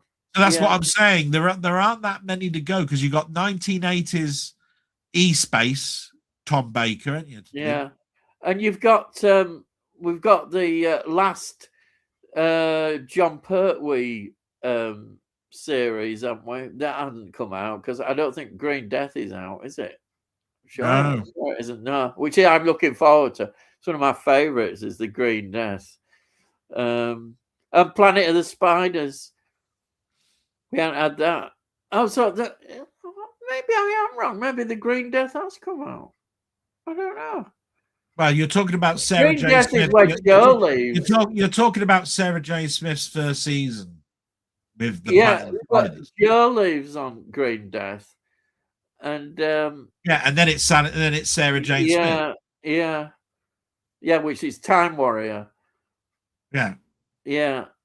I don't think we've had those. No, I'm sure we haven't. Anyhow, my brain is not up to it. I'm sure somebody will know. And then, isn't it funny that Tronald and Dump and Farage are immigration, but they both married to immigrants. Yeah, it is an irony, isn't it? They're preaching to everybody, and then, what's about your German wife and what have you? Oh no.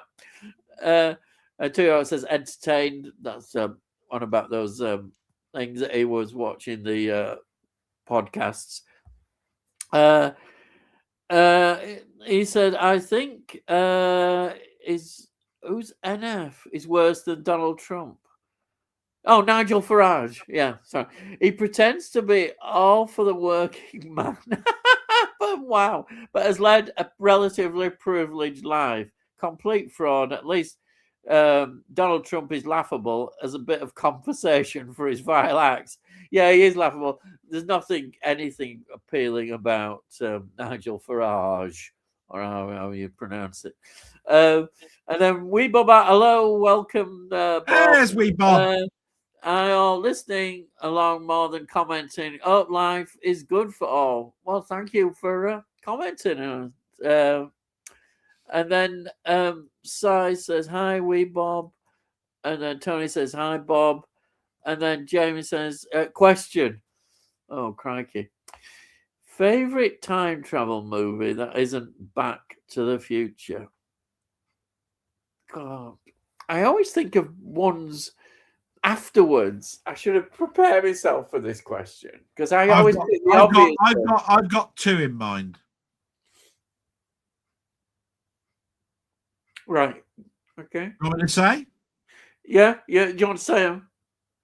Well, no, three actually. I've got three. Oh, you've done it then. Right.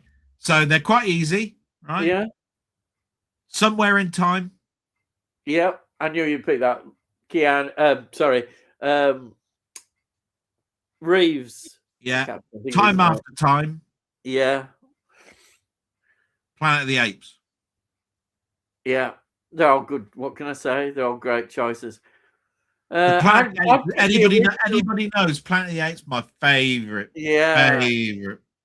Oh yeah. Somewhere in Time, I've even gone to the point of paying an extortionate amount of money to buy the import duties for Somewhere in Time, which comes out next month.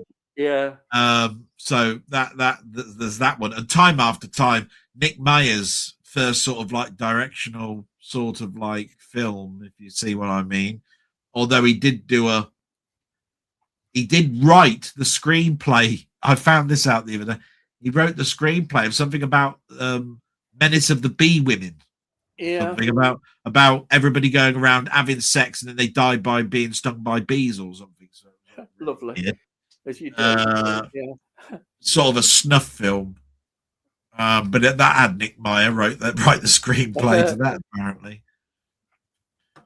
But yeah, those are my three. Mine were an obvious one, which is the Time Machine.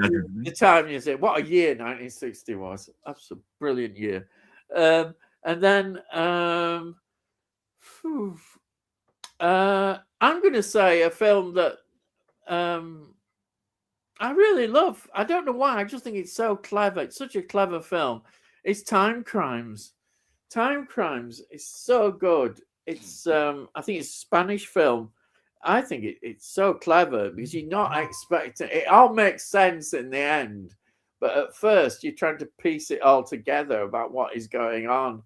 It's so good.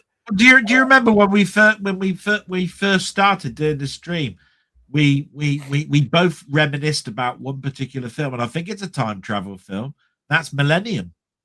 Yes, yes. And it's one of my favourite, which I'm lucky to have on Blu-ray.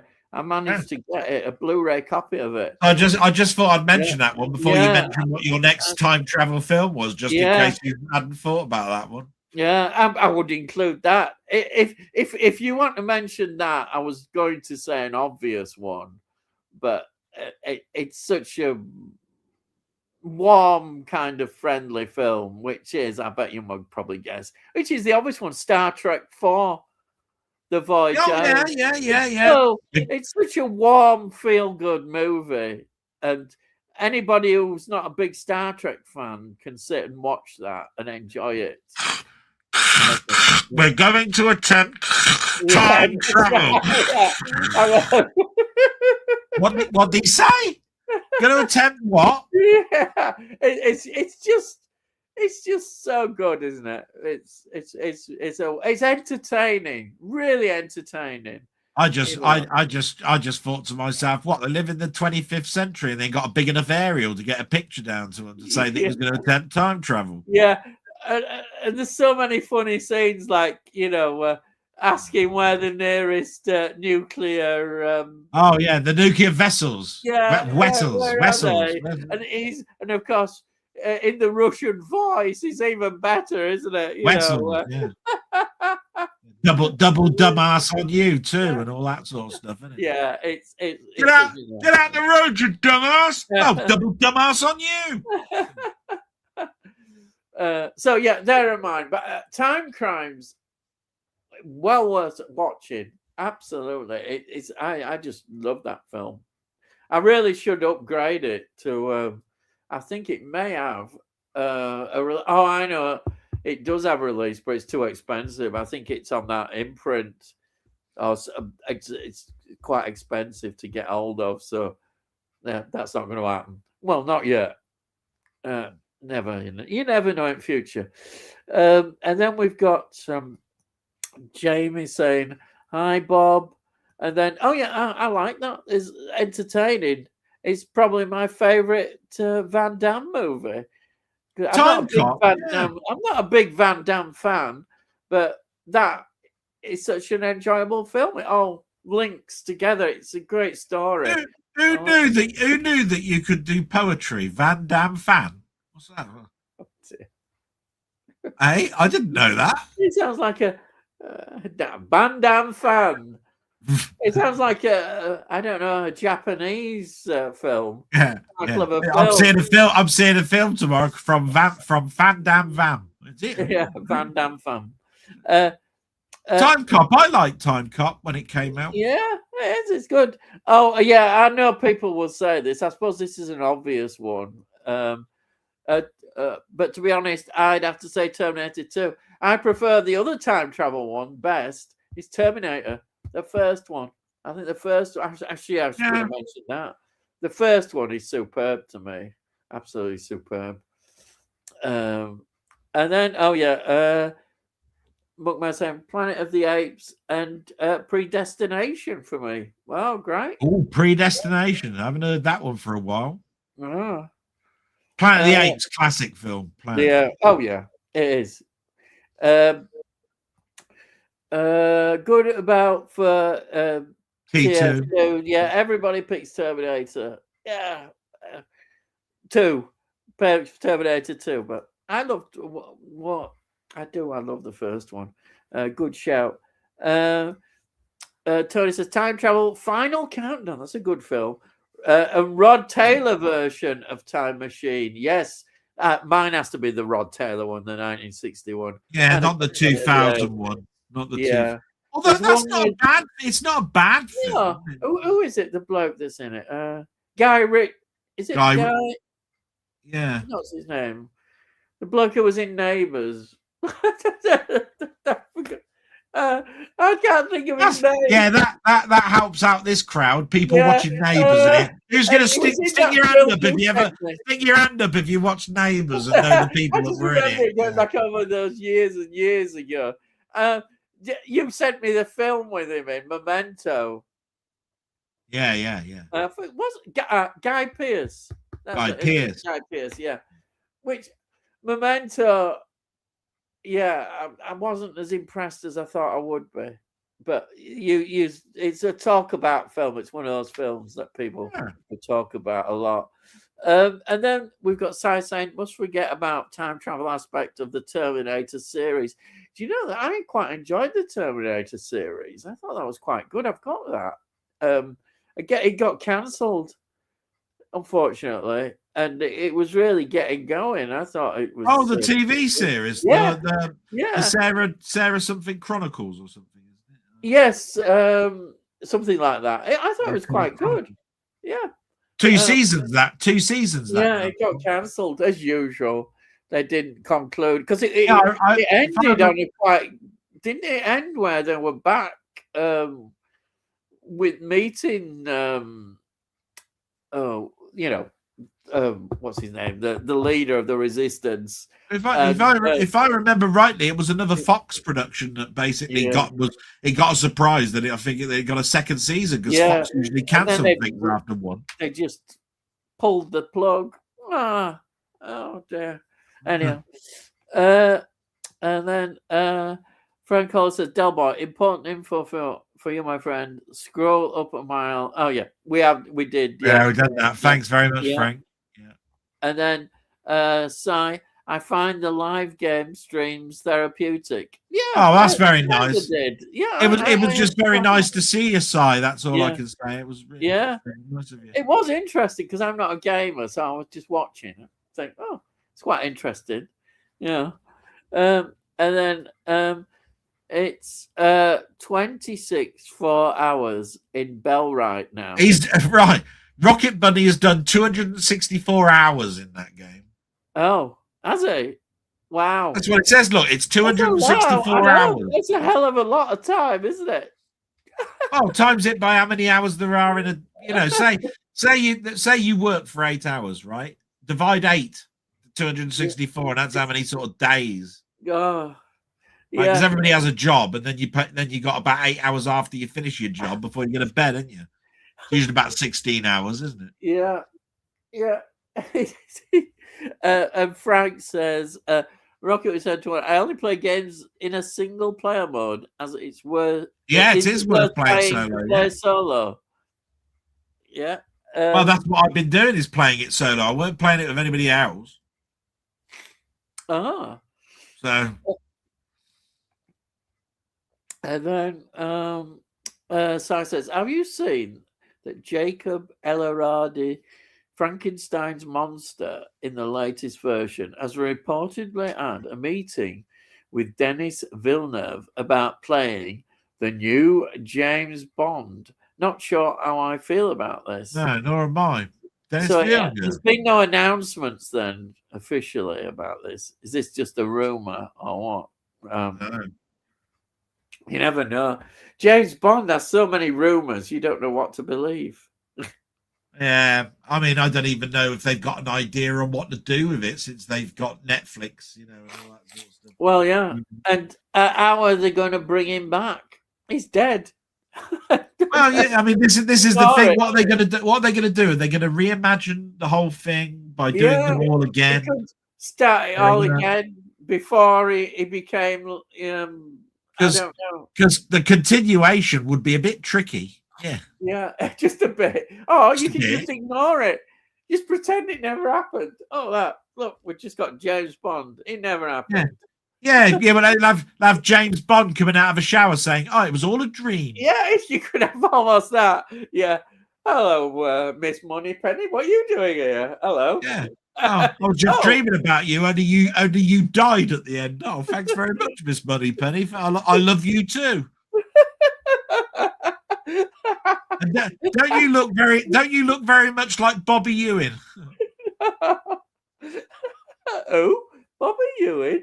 Oh, Dallas. Oh, yes. Oh, right. Oh. Imagine that.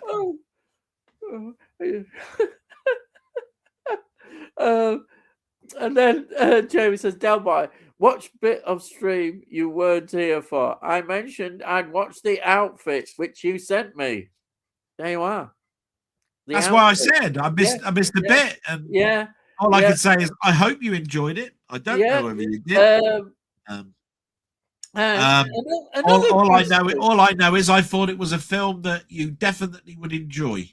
Well, there you are. That's good.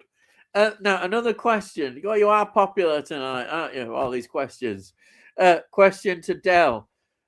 There was a massive flood of Vampire Survivor clones when that was very popular. Do you think the VS bubble has burst now, or do you think they'll keep coming? It's one of those weird ones in the fact that as soon as you mention that, a flood of 5 more come out. But what the way that Vampire Survivors plays, I would say you're probably getting towards the end. But the way Vampire Survivors plays, i.e., you wander around, you get experience, you then suddenly get a card that comes up, and you choose 3 aspects on which you can expand yourself, and then you go round again getting more experience until you are so powerful that everything on the screen virtually explodes in a light in a fireworks display type thing. I think that's still going on now. In other games, there's a game I'm playing at the moment. Forgot what it's called now. I think it's called Road to Hell or something. What you do is you're a little character, and there's this castle that's on wheels that has to get from the very top to the very bottom, and everything in between. You're protecting it, and you keep building this castle until basically it's got moats and everything with people firing arrows and all that sort of stuff at it. And that basically is Vampire Survivors, but in another way. So they'll just keep adapting different ways of bringing out the same thing over and over again, but with little changes. That's the end I've got to say about that, because it was I think it's a bit like Minecraft. The different combinations of what you can do are endless. Mm-hmm. Again, so they just change something about it and then say this is new. All right. See what I mean? That's what generally the game industry does. So there you go. I know it's about games, Ian. So I'm surprised that Dale wouldn't save his DVDs of Manimal and Condor Man. They'd be on the fire now. Funny you should say that, but it must be getting close to the anniversary of where I've got to watch Manimal again. I tie myself up every year just to remind me just how bad it is. By watching that piece of shit. Here's an interesting 3 box sets. Frank Calder says MASH. 3 box sets. I said MASH, The 2 Ronnies, and Love Thy Neighbor. Interesting. Well, I mean, were you a big MASH fan, or do you prefer really, chips, or do you prefer chips or I prefer roast spuds. I prefer roast potatoes, lad. Roast potatoes. MASH is one of those series that I watch now and again. It was a now and again series. It wasn't something I religiously followed. And I don't know how many seasons it was, but it must have been quite a lot. I think it was quite big, wasn't it? Must be about 10 or 11. So, yeah. I remember liking the film. Yeah. The film, of course. Yeah, the film. 1970s, was it? 1970s, wasn't it? Yeah. Yeah, the film was interesting. I've seen it's a slightly different tone and different actors in. Well, it was Donald Sutherland in that. That's right. Yeah. But it's quite good. It's quite good. Yeah. It's got that depressing theme tune, hasn't it? Where suicide and whatever it is. Suicide is mad. Yeah. The 2 Ronnies, the height of the 2 Ronnies for me, was The Worm That Turned. Yeah.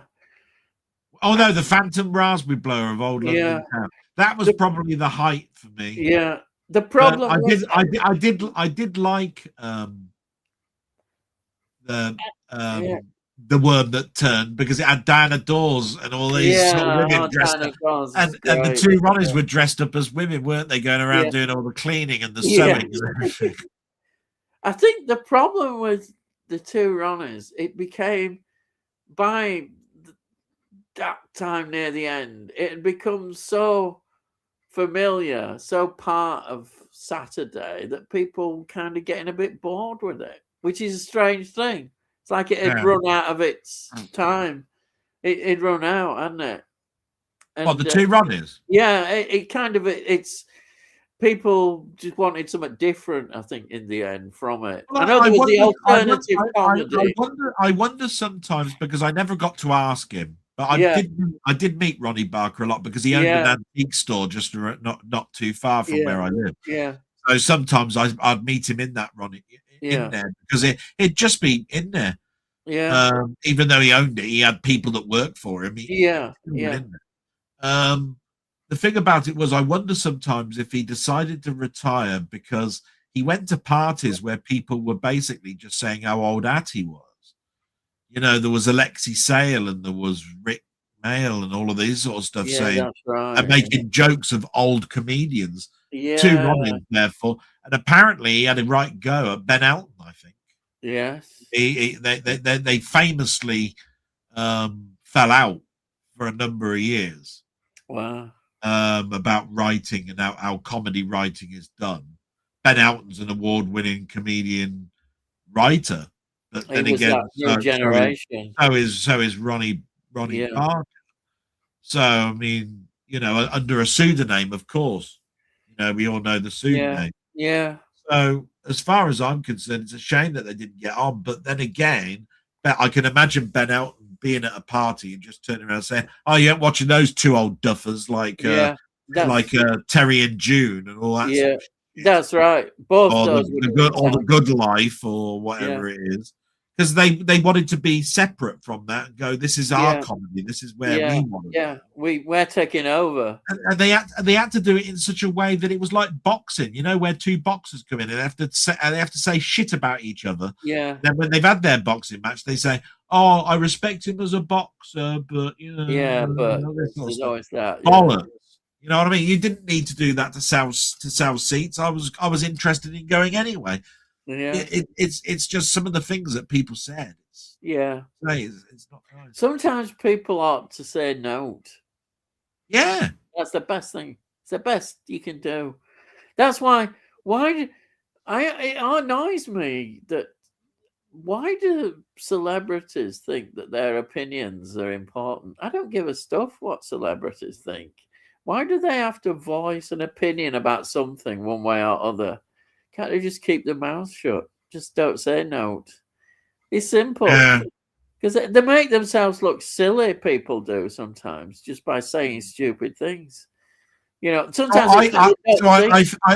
I think just to get to the end, the two on it, I think if he hadn't have retired, it wouldn't have been too long before they would have considered themselves obsolete. Yeah. And they would have been pushed out. Yeah, I think they would. Yeah. You know what I mean? I remember the Christmas Radio Times coming out, and he was dressed up as it was the Pinocchio skit that they were doing. He was dressed up as the the bloke who made Pinocchio, the grandpa. Geppetto.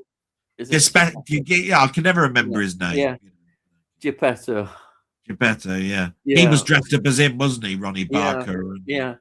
Ronnie Corbett was Pinocchio himself. Everything has a life, doesn't it? A natural life. It does, you know. I mean, Steptoe & Son, it had a life, and then that was it. Everything does, you know. I think sometimes people want things to go on forever, but then the longer they go on, the quality can go down, and then people think it's not as good as I could say you could look at that spin-off from On the Buses that was bloody awful. Yeah. They went into films, but they knew that they still had a hit show, so they tried to get Blakey going off to Spain. Yeah, and it failed. You know, and it was bloody awful. Yeah. And it's like, honestly, look, you can't. It's very difficult to catch lightning in a bottle twice. Yeah. Yeah. It's very difficult. Yeah. So on the buses had its day. Yeah, You can't go on forever. Yeah, that's true. Taxi knew when to end, sort of. Yeah, you have to know when you're to end, I think. Although Taxi's another story because it didn't Yeah, know where to end because they were cancelled and then they brought themselves yeah, back on another channel. If I remember, they were on NBC and then they had to move. yeah, But, yeah, and also, I tell you, do you know what series I watched first series. I watched Good Night Sweetheart. oh First yeah, series. I forgot. I should have brought that in and mentioned it, and I totally enjoyed it. I have you really got the follow on that was about 10 years later? No, I saw it. I watched it on TV, and I can't remember. Do you know? I can't remember any of it because didn't they do a thing where they revived the one episode?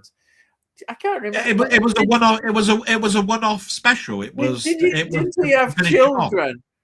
He had Yeah, children today. she had children. The one who was left in the one that was left in the present day. He had a daughter, didn't he? Yes. What did it have like a kind of sad ending? That's what I'm trying. Well, to it was. I can't quite remember it, but wasn't it? He was back in the 40s. Did he go back? He waited all the time until I don't know. He came back and he had grey hair and everything or something. I can't remember. I don't know. It's a long time since I watched it. I know that there was a time loop thing in it, and he came back and his best friend was the chauffeur to his missus and all this sort of stuff. Oh, she'd finally made it then, his missus. Yeah. She had a mogul empire, didn't she? Oh, yeah. That wasn't him at all, was it? Yeah, it was better off in 40s. Yeah. A lot of people prefer the first actress, don't they? Who played his D'Urville, her name was. Oh yeah, in the 1940s. Well, there was a couple of things I liked about her. Yeah. She was. She's. Yeah, it was. I think it was her eyes. And, yeah. And her ears. Yeah. Yeah. Right, well, a couple of things. I enjoyed it. I think it was a good series. I enjoyed it. She was in a couple of films as well, D'Urville. Oh, right. But Nicholas Lyndhurst is good, I think, in it. He seems to be into the role and really enjoying it. I think it's really sad about him at the moment, isn't it? Because his son's died, didn't he? And he went over to America to try and make his name, to get himself a name for himself and live over there and have a new start. And of course, Frasier, the second season, was cancelled because he was in the reboot of Frasier. It was supposed to be his open door, and then of course he's back in England again. But it was nice that Kelsey Grammer recognized how they worked together on the stage and said, come over here and you can be my best friend that I've moved into back to where I where I started in Boston, and you could be at the university, and that I'll come back and do all that. It was an interesting aspect of it, and I thought he played very well in that. But again, Paramount didn't promote it. Well, what can you say about her? Dear me. And now look what the crap Paramount are producing. I won't go into a rant about it though. Oh, what Star Trek Academy? Have you actually seen Star Trek Academy? I've seen clips of it, and I watched the whole of the first episode. Oh dear, you managed it. You managed to watch it. I will say this: they were right in the fact that Giamatti, I'm forgetting his name. Giamatti, that's it. He was good in it, and he's only in it for a couple of minutes. Which is silly. Holly Hunter was atrocious in it. Yeah, everybody said that about it. So, I like the hologram doctor. Yeah. Yeah, but Picardo or whatever his name. Yeah. Oh well. Anyhow, let's have a look. James says 5 English teams are currently in the top 8 automatic qualifications for Champions League at the moment. Only signs he's letting the side. No, that's a bit of a dig at him. That's either Newcastle or Sunderland. I've forgotten which one. It's into Newcastle, I think. I didn't know if it was like Newcastle or Sunderland. I've forgotten which. I think it'll be Newcastle. Yeah, cheeky Jamie, Liverpool supporter indeed. Yeah. Rocket Bunny, Frank. Sorry for the delay, Frank. I've only played SP for Bellwright. I'd recommend if you like immersive resource town building games with an emphasis on third-person combat. SP is single player. Oh right, SP. Yeah, I always forget SP. Oh God, crikey! This is a big. Well, I could have thought he meant standard play. Yeah, long play and standard play. That's VHS, isn't it? Yeah. We've got here Jamie bragging, of course. Liverpool winning 6-0. Oh, jolly good. What was the goalie didn't turn up? Is that what? Yeah. Couldn't be asked to get on the coach. Rocky Boy, thanks. And then, hey, Muckman, we're 1-1 away to the current champions. Oh, right. Well, there you are. He's laughing. Now this is a bit of information. There's John Pertwee's last series. Yes. Yeah, season 10. No, season 11. Yeah. Yeah, I'm looking at that'd be great. Time Warriors on that. Love Time Warrior. Football, right time to go. See you next week, mates. Bye. Bye, Frank. Bye, Frank. Football. Hey, bye. See you, Frank. Rocket Bunny. Bookman laughing there and then saying, saying, bye, Frank. Bye, Frank. Yeah, Tony, Green Death is out. It's series. Yeah, it's series 10. Yeah, it's series 11. Yeah, isn't it? Yeah. I love it, Green Death. Tony asks, bye, Frank. You see, Doctor Who may have been with its special effects and what have you. They're memorable, the maggots. And even the bit where they're going through, which is obviously really bad CGI, it still looks great. It looks great. Yeah, I prefer that to this awful stuff, the kiddie stuff. Pertwee's last season is the only one not on Blu-ray yet. Yeah, it'll come. I think it'll come this year. Season 11 this year. Yeah. And then question: which TV show would you have liked to have seen expanded into a film? Oh.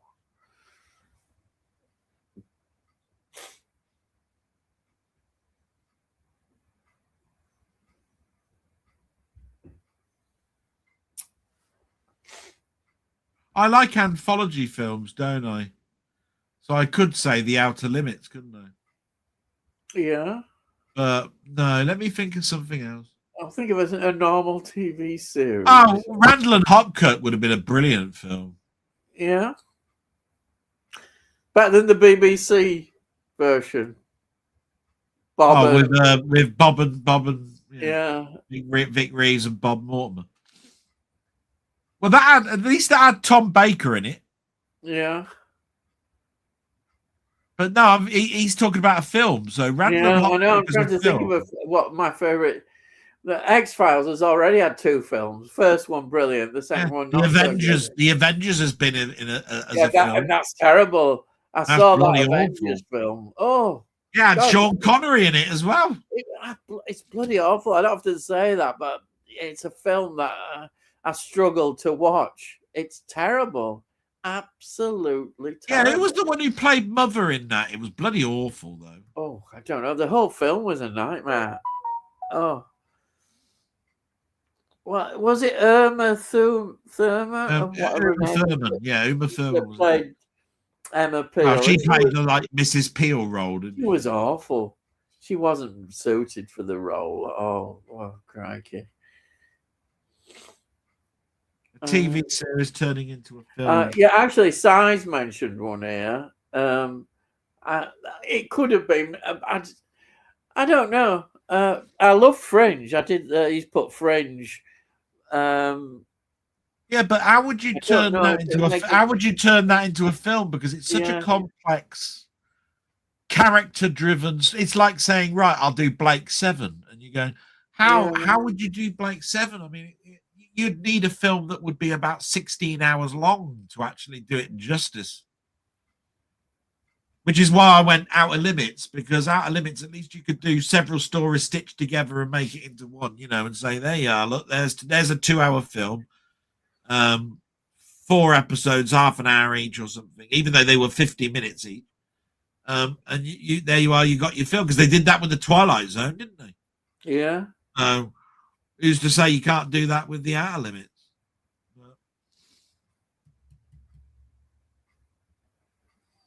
See, well, maybe you could do it Champions. You could make that into a film. Maybe. Yeah. Yeah. You could do the Champions. Yeah. My favorite. Anyway. Yeah. That'd be my choice. Yeah. Champions. And then James says, if Reform win the next election, I'll be leaving the UK. I'm afraid it's very likely you will be, Jamie. I think Reform might be called Conservatives 2 or something. Yeah, they're going to be. If things go the way they're going, because all they're doing is hiring conservative bloody. Yeah, they all want to save their parliamentary career. Oh, I know. We'll join Reform. We'll save our seats or whatever. Which just shows you what they're. Honestly, it's all over the news saying all they're doing is taking conservatives. There's no Labour going over there, but. I think that Starmer would go mad if any of his Labour went over there. It's just you'll never be in politics again. As I say, Starmer's. I don't think he'll be leader anyhow. He probably won't be the leader next election. Well, if he is, he's going to lose. So yeah, he's going to be like he's going to be like Corbyn, I think. A little. Yeah. 2 enjoyable time travel movies, both Star Trek. Yeah, Voyage Home, which I said, and you said First Contact. Yeah. Both great films. Tony, The Professionals could have been interesting as a big budget film. Yeah, it would work out though a bit like Starsky and Hutch. Though this is the thing. Oh yeah, they did a film of that. See, they did a film, and I didn't think that was particularly great. No, actually, I watched it and I can't even remember it. You'd think you would think you'd think that the Fall Guy would work, but it didn't. No. I don't think. It was okay. I didn't think it was as bad as what people were saying. Played Starsky and Hutch? Ben Stiller and Owen, wasn't it? Oh, them two.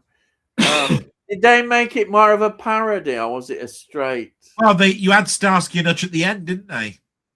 They turned up at the end. Yeah, I do remember they made a cameo sort of appearance. It came out around the time that they were doing Dukes of Hazzard as well, as a movie. And all of that. I have seen it, but I can't remember it. It was that I probably just didn't like it that much at all. Right. Rocket Money says good series to film would be The Prisoner, but who on earth would fill McGowan's shoes? And where would you go with that? Yeah. And how long would you make the film? The thing about The Prisoner that makes it so iconic, from my point of view, is that you knew at the end the monologue of what it was all about. Yeah. Even though he escaped, we are all prisoners of conformity, which is exactly what it's about. So you could make an interesting film that sets it up. Ex-secret agent person put on an island. He has to try and work like chess to try and get off the island to break free. Yeah. But then when you break free, where'd you go? Because that's the whole point. There is nowhere to go. You're a prisoner of conformity, no matter where you live. And you'll also, be living under some. How could you top the location that it was filmed in? Wow, yeah. I mean, that is so wonderful. Port Merion, wasn't it? Yeah.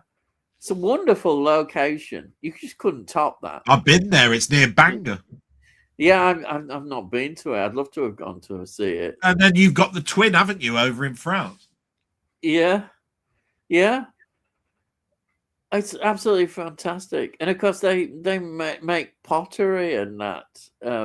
It's all developed its own industry. It's got its own pottery. I'm getting this because of Bargain Hunt. I know they did that. That's why I learned my antique information. Yeah. Yeah. Oh, yeah. Guy Pearce. That's in the remake, which is just not. It's not that good. I don't think it's okay. I mean, it was interesting that they lived on the side of a mountain. Yeah. He looked over and he went, "Shit! I nearly fell out of here." It's okay. It's. I think it's entertaining enough, but it doesn't have the magic of the first film. I think that's what's missing. That's. I mean, it's not terrible, but it's not brilliant. Yeah, it's all right. Yeah. And they said Guy Pearce because I couldn't remember the name. Roast potatoes all day long. You read, lad? Yes. None of this mash. Cooked in duck potatoes. Cooked in duck fat, whatever.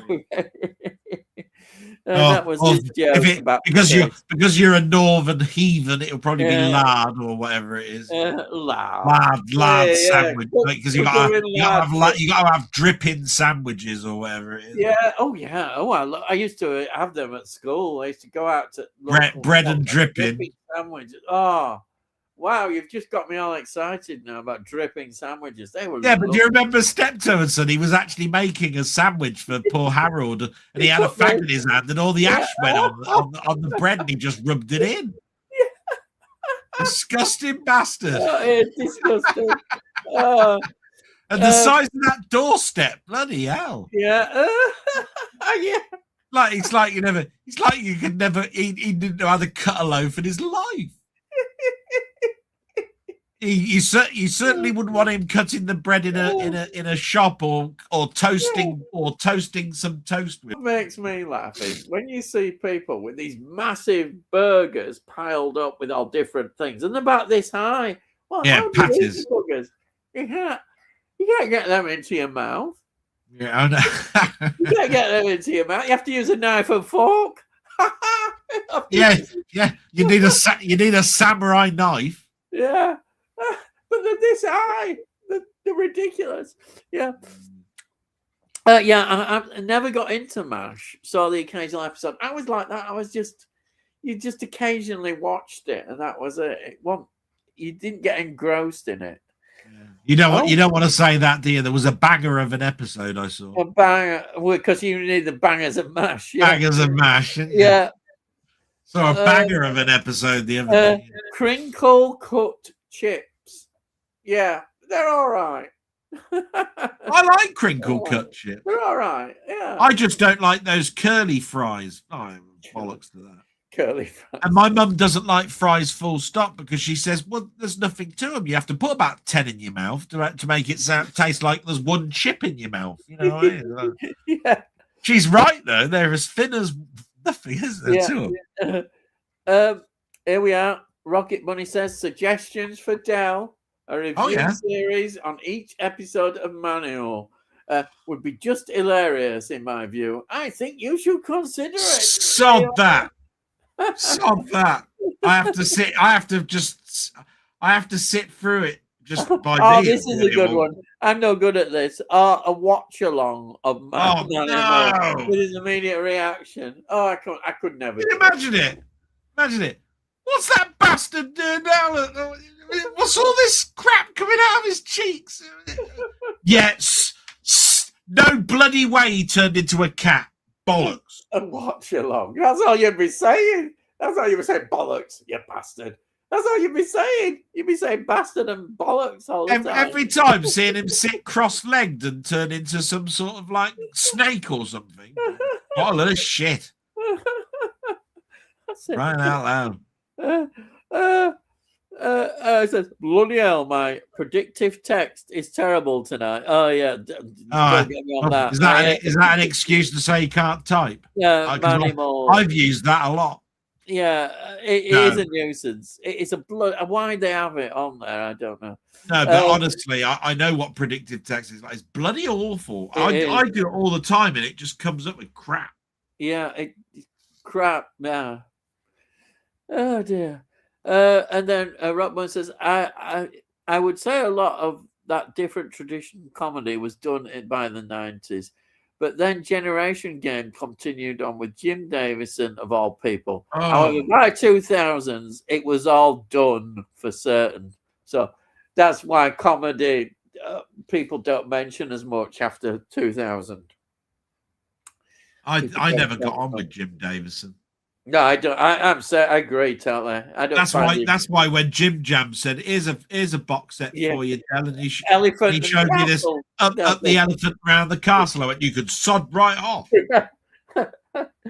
Bollocks to that, and having that. I agree with you totally.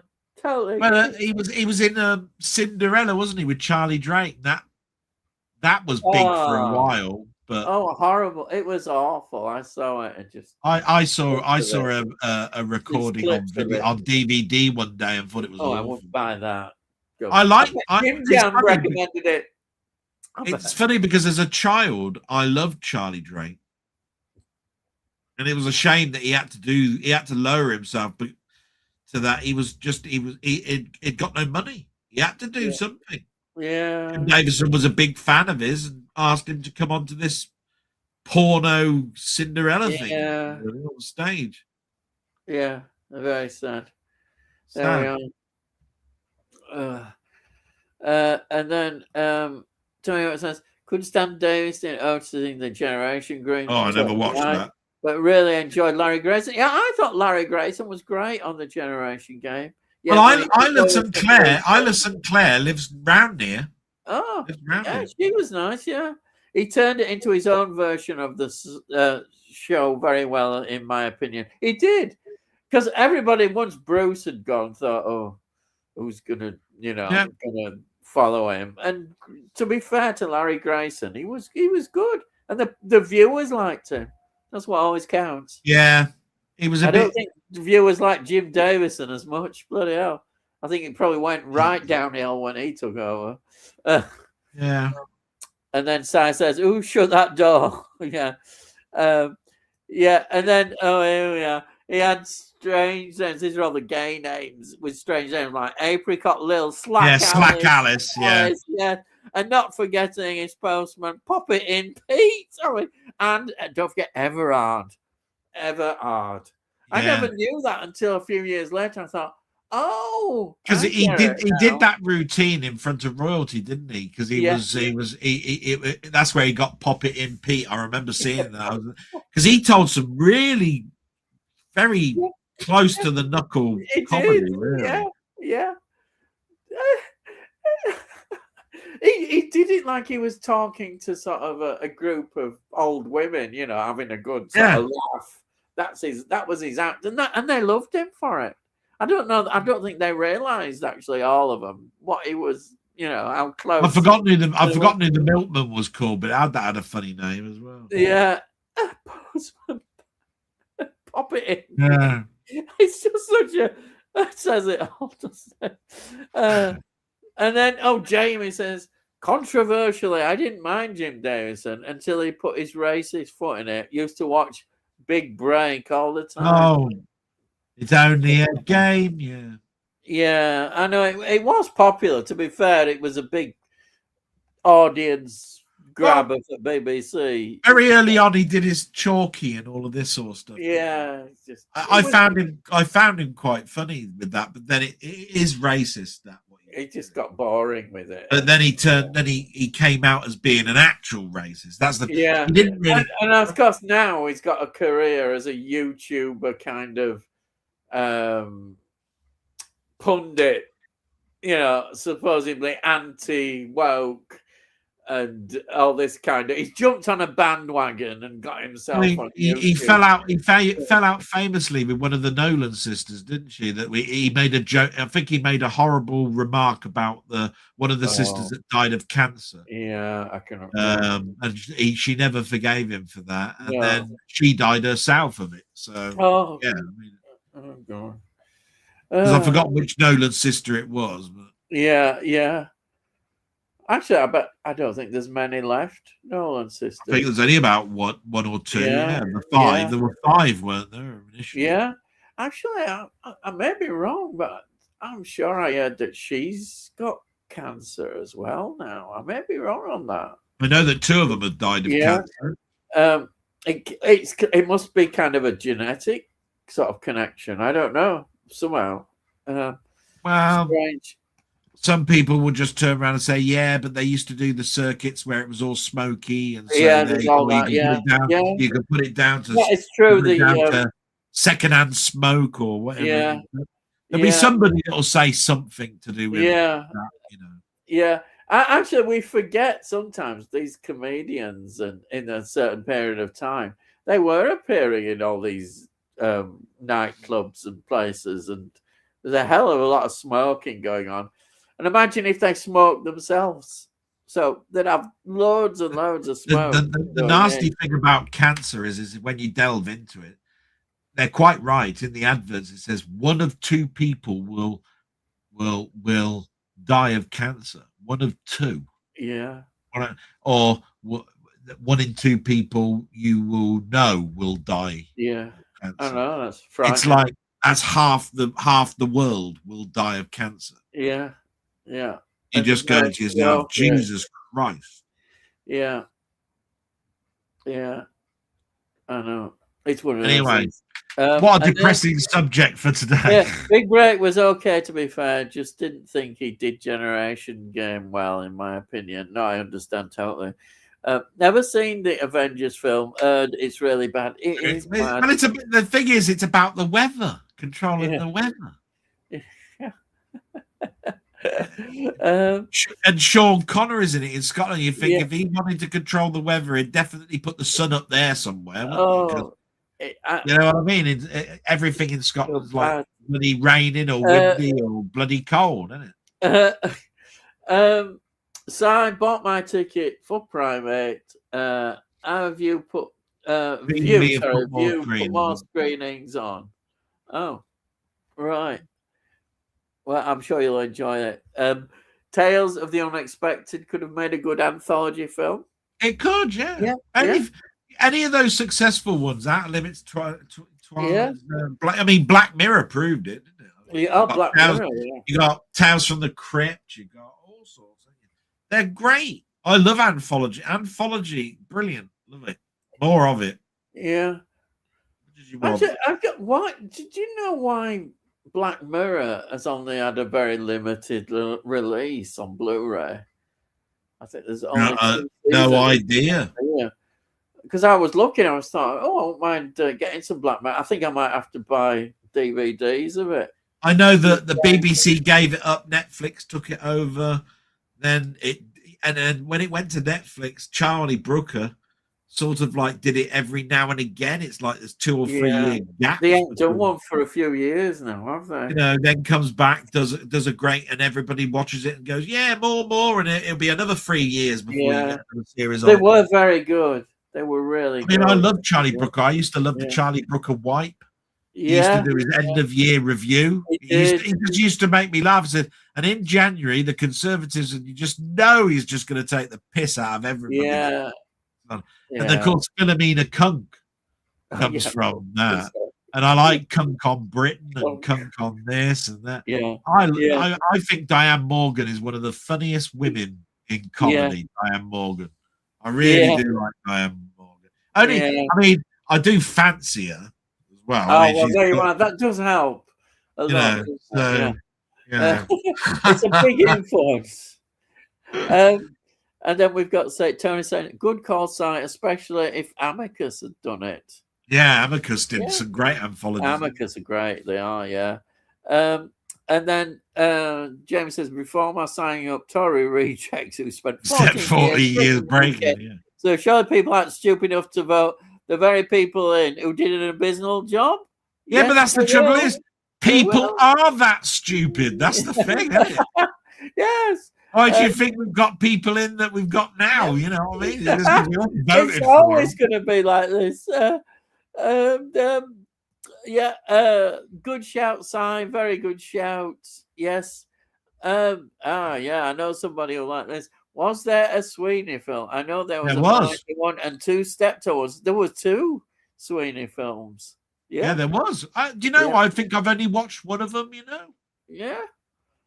Yeah, I think I was dead jealous actually, because do you know what? I haven't got the Sweeney on DVD or Blu-ray. Oh, you I ain't have not got the Sweeney. Oh, that's a I ain't got the surprise. Avengers either. I got Yeah, the new Avengers. I ain't got the yeah, Avengers.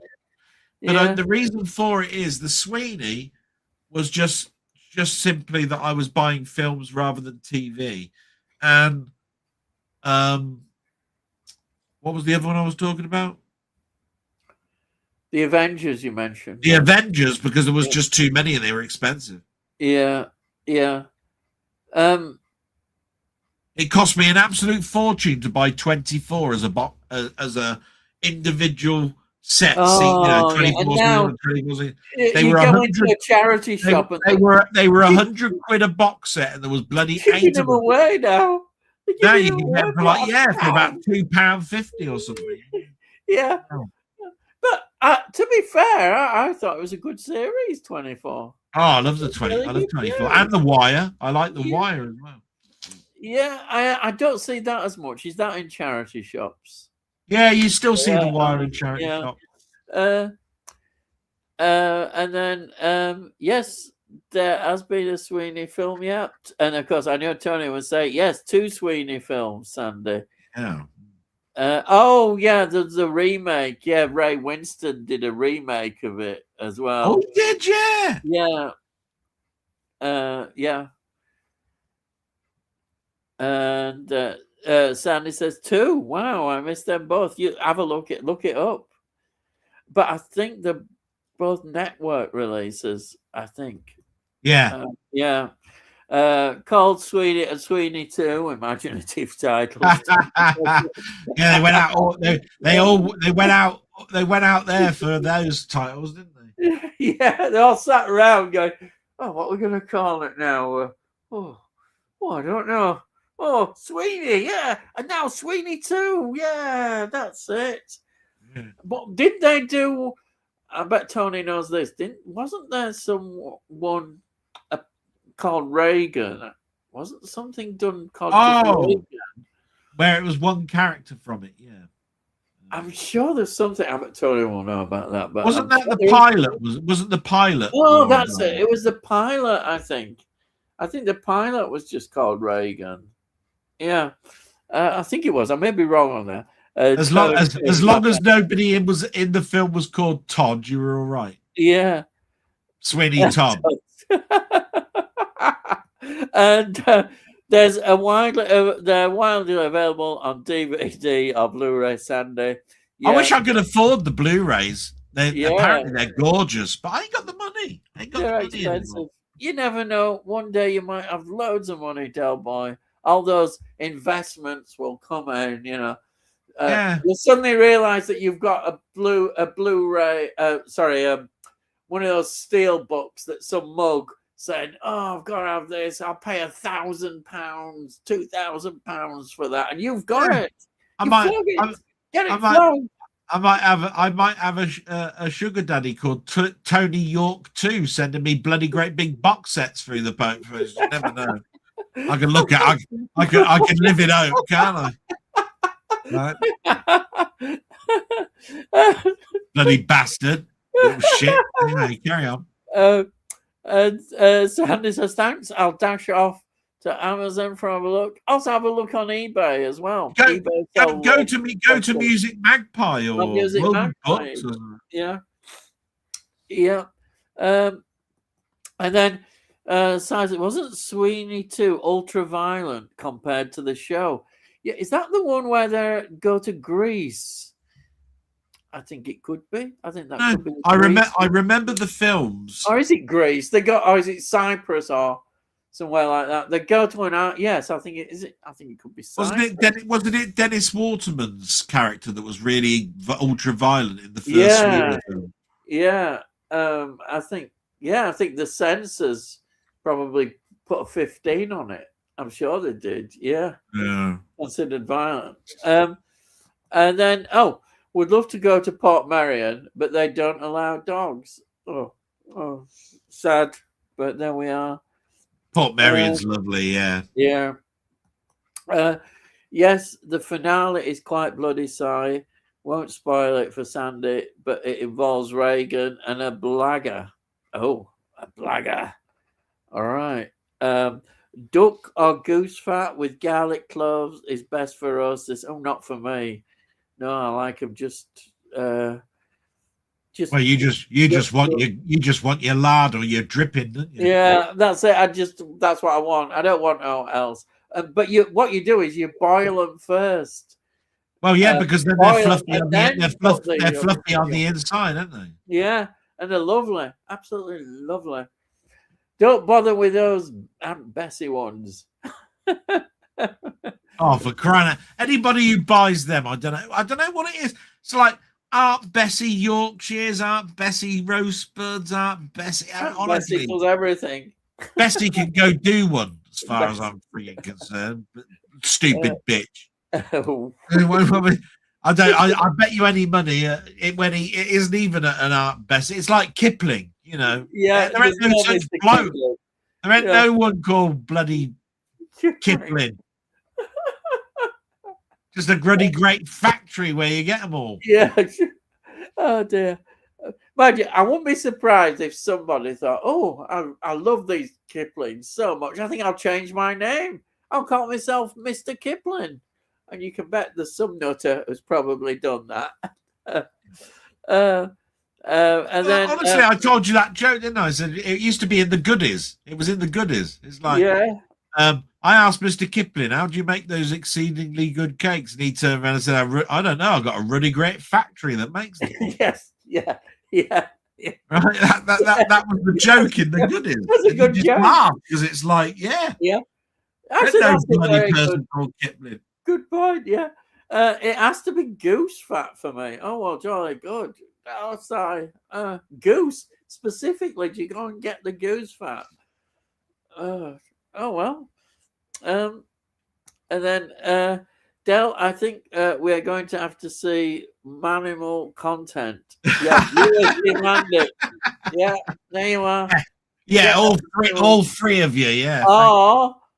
A condom on live. You can sod right off with that one. Live watch along. Oh dear. Michael Crawford doing a Disney film. Yeah. Oh, no. Oh. My childhood nightmares coming back. Yeah. I waited so long for that film. They had the Condor car outside our Odeon. Oh, lovely. Shit. Well, there you are. Let's see. Sandy says, I can't stand Davison. Horrible person, sexist, racist, and a complete prick. Well, what? I can't add anything to that. That's true. As Jamie says, Sandy, there was a modern Sweeney film with Ray Winston. Saw it once. It was terrible, in my opinion. Yeah, I've not seen it. I don't know how bad it is.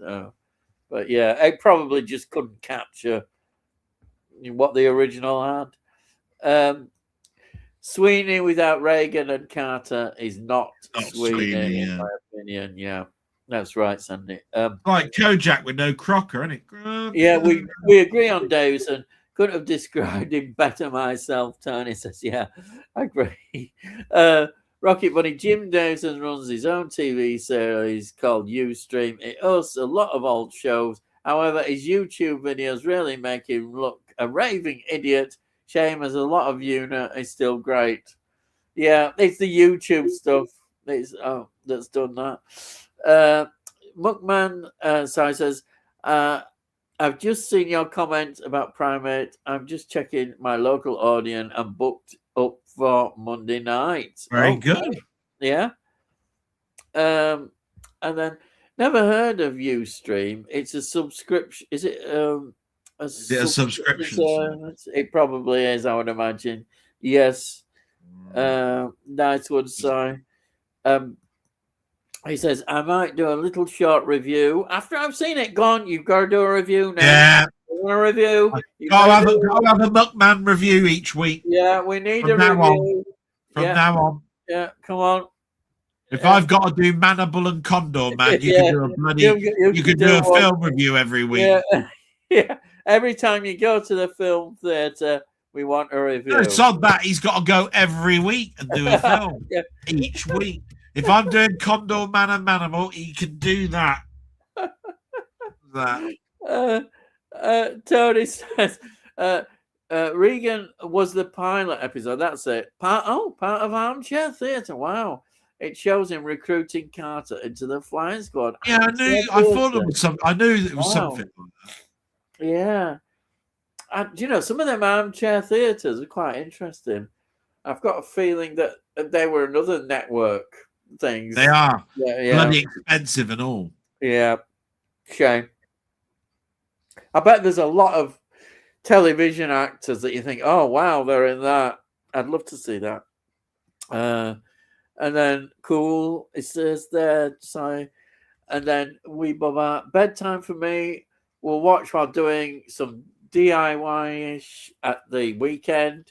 Question for me to listen to later. Ian isn't into gaming, but what sort of game would he play if it existed, e.g., L.A. Noire?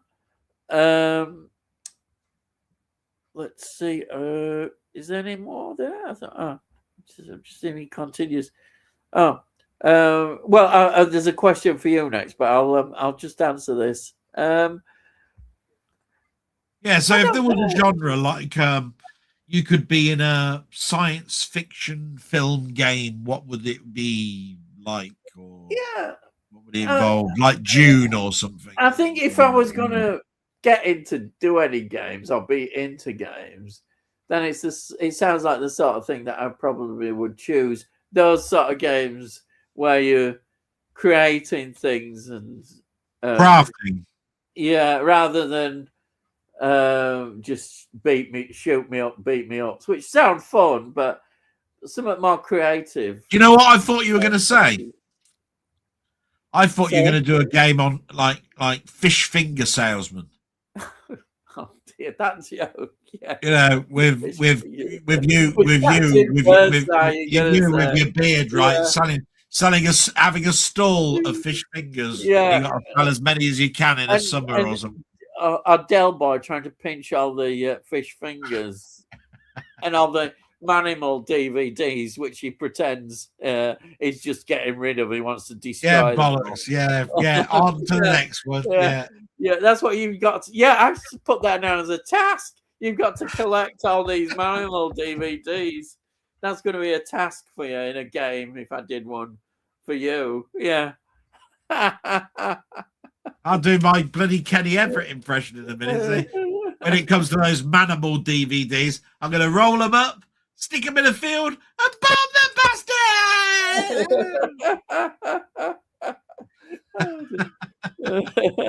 Oh dear. And you'd have another game called Bastard, because that's you have to go through the game without saying bastard. See if you can do it, when you played it. Because I noticed that when you were watching that game, you said, oh, you bastard. Yeah. Well, it is because you're getting frustrated. You've got to go through a game where you want to say bastard. Well, right? my friend Alan does. My friend Alan, he just says bollocks. He said bollocks to you. Bollocks. Yeah, you say it all the time. You say it on here. Everything's you bastard. Yeah. I am bastard. Yeah. So therefore, that would be a good thing to try and stop you saying bastard all the time. How long would you last on a game? That's it. How long is Delboy going to last without saying bastard? Yeah. I reckon I could do that quite easy. I reckon you couldn't do it. Oh, I reckon I could. A game and something happens.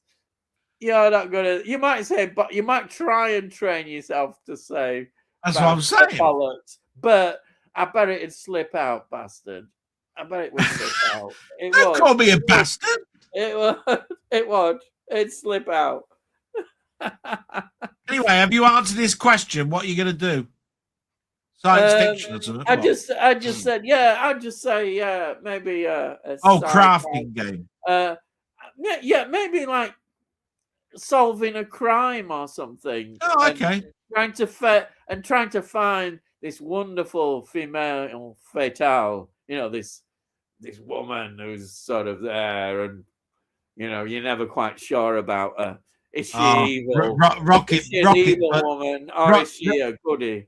That's the Rocket Bunny's got the perfect answer for you, but we'll wait until we get there. Yeah. And then he said this Tony says the DVD sets are fairly reasonable now for Tweeny Dell. You have me weeping here for you. There you are. Yeah, he sent it to you, so sod him. Yeah, it's like, you managed it. 20th Century Gaming. Hey, hello. Mark. Just Hello, Mark. in to say, Hey, Mark. lads, love listening to your passions. Well, thank you for joining us. He does. He goes. Honestly, he does his own stream, and he's always going on saying, "You guys are just so knowledgeable." Oh well. So you've only watched half an hour then? Yeah, I know. When we start going, oh yeah, I quickly get my mobile phone. I've got my mobile phone here, sneaking on, pretending I know the answers. Yeah, right. And oh yeah, this is right. It's Malta they go to in Sweden too. Thank you, Tony. Yeah, I said Cyprus. Yeah, not really. Right, here we are. Question for Del Weebleman. If you could make one film with a music score, what would be the genre and who would compose the soundtrack?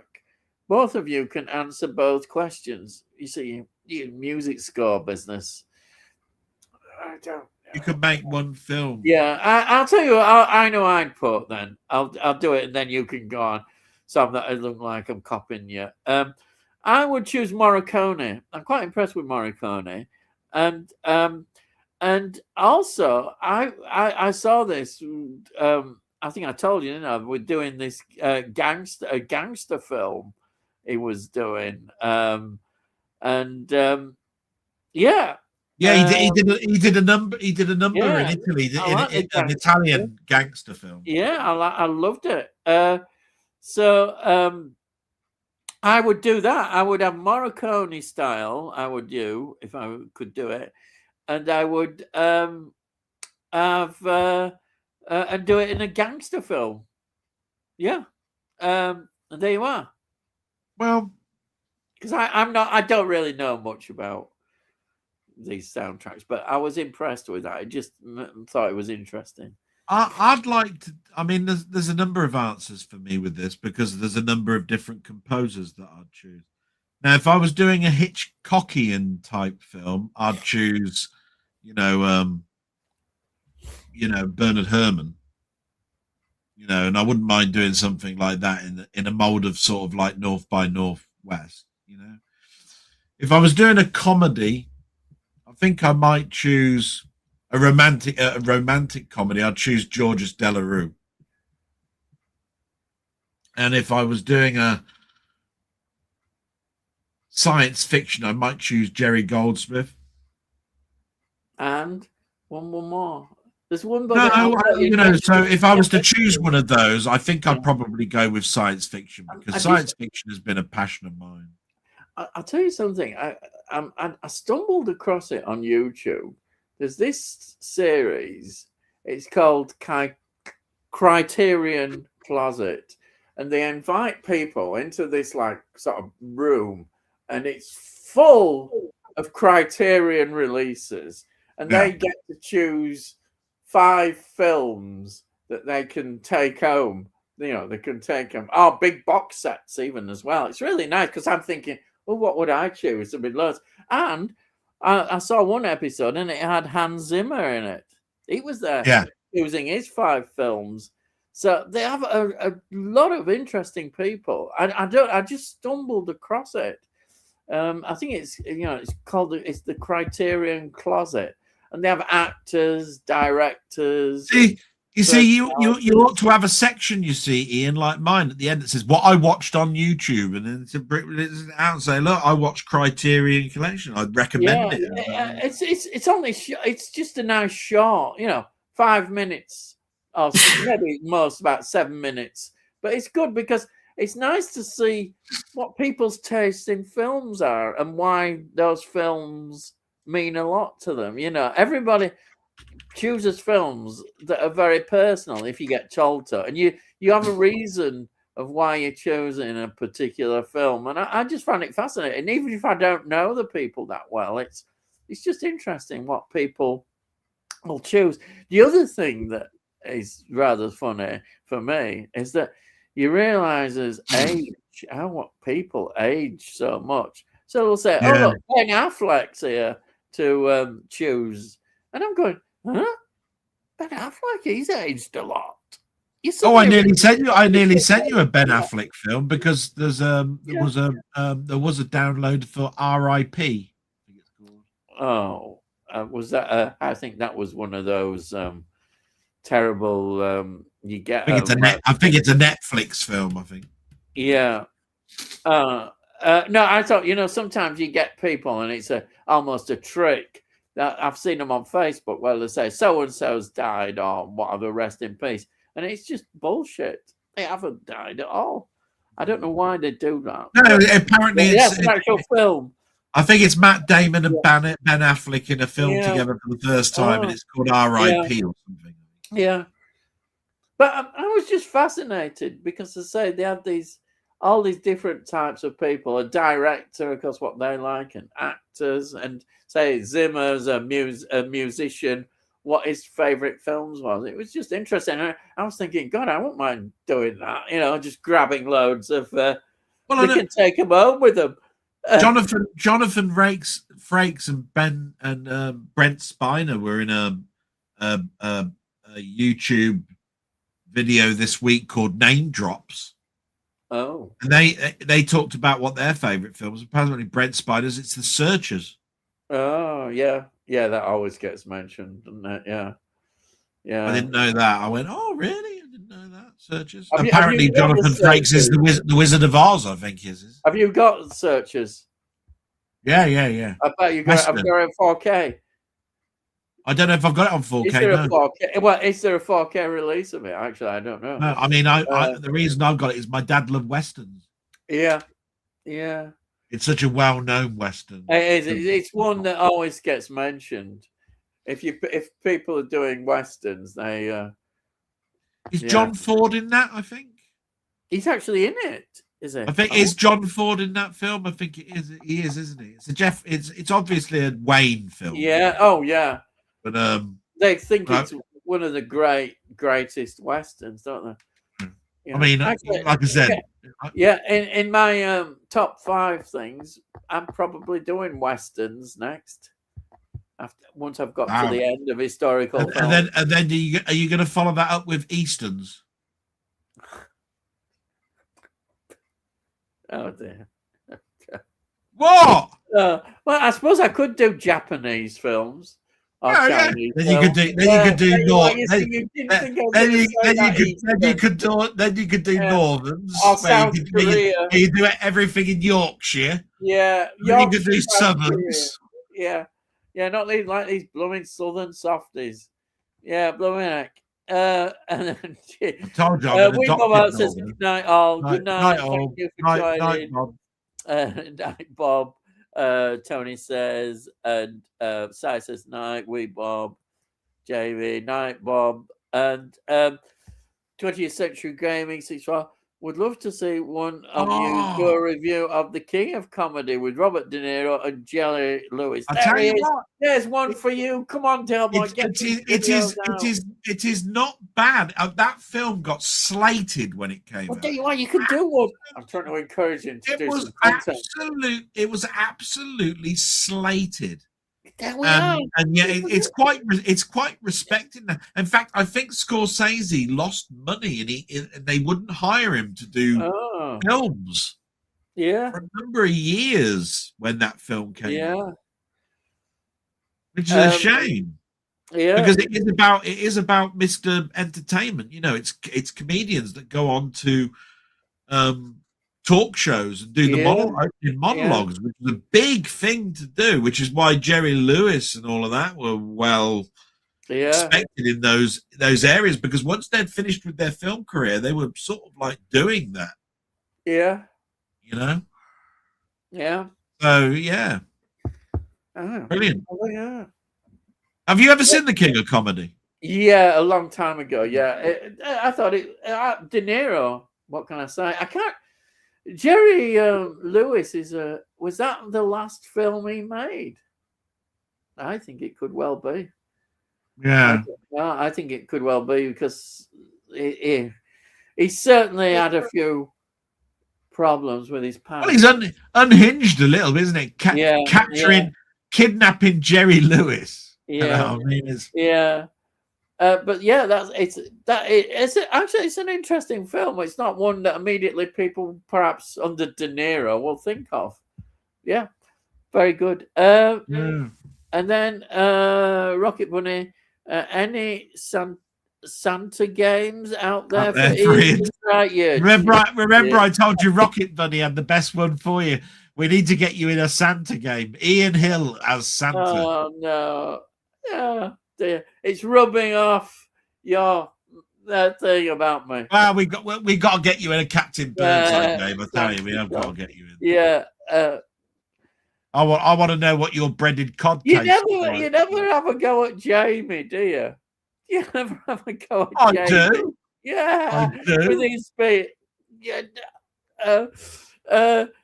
Do you guys watch that 3D printed animation video on Corridor Crew I sent you?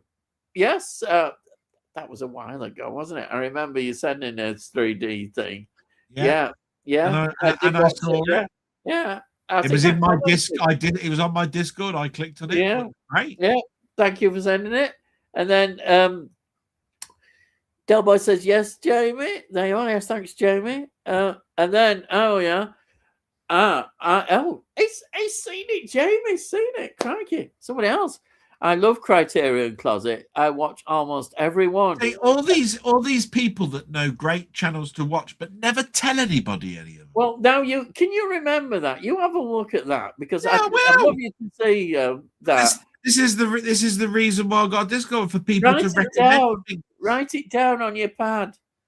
No trouble is I turn the page on my pad and I forget to turn back, don't I? That's the problem. Criterion, remember that. Honestly, I think you'll really enjoy it.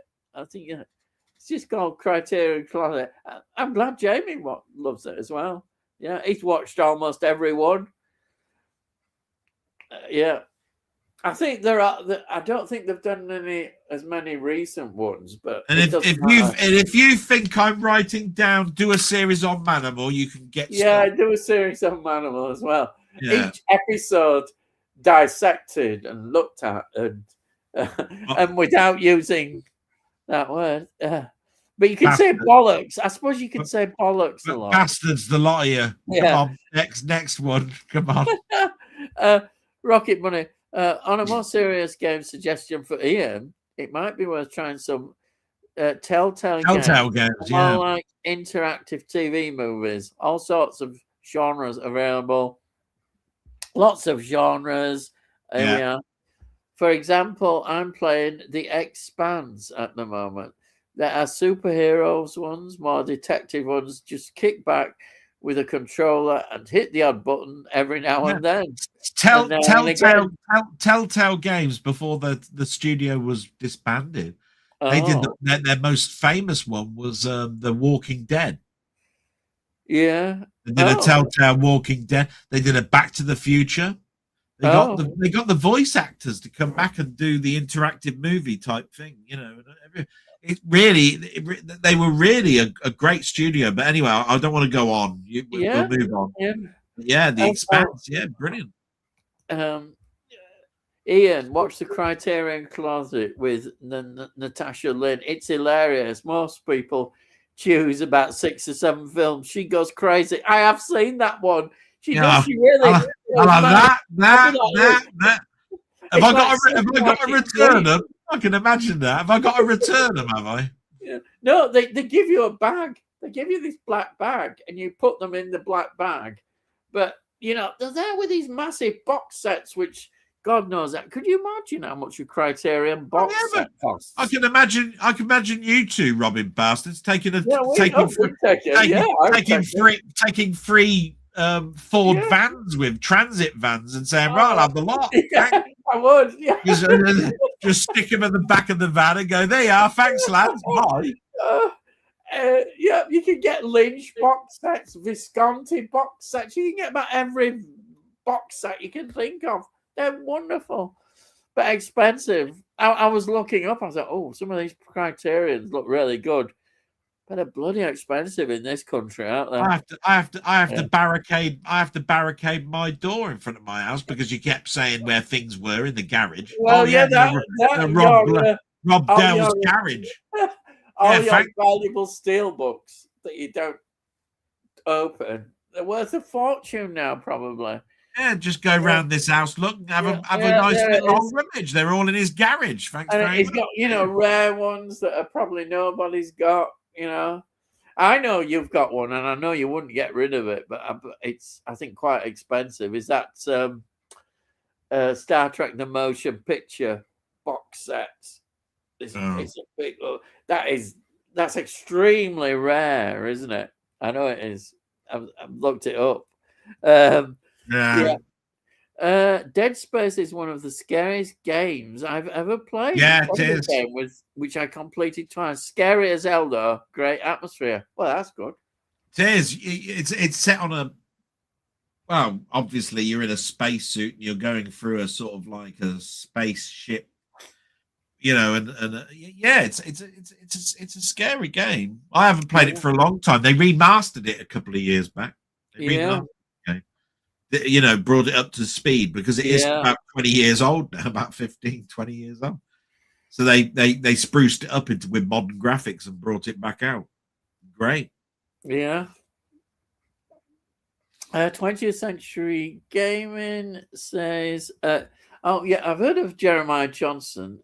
I wonder if I've got that somewhere on DVD. But Unforgiven, wow. Clint Eastwood. Fantastic. He says two of his favorite westerns. Yeah, absolutely great. The thing I like about Unforgiven, obviously the performances are brilliant. It's just the very nature that an ex-gunslinger decides to repent and meets a girl, decides to settle down. She gets him out of the drinking and all that sort of a farm and that, and then of course she's taken away from him, and it's like he could have gone back, but because he's got two kids, he can't. Yeah. That's a very interesting concept, isn't it? Yeah. Yes. Yeah. I didn't know this. Tony says there was a 4K of Searchers, Ford directed.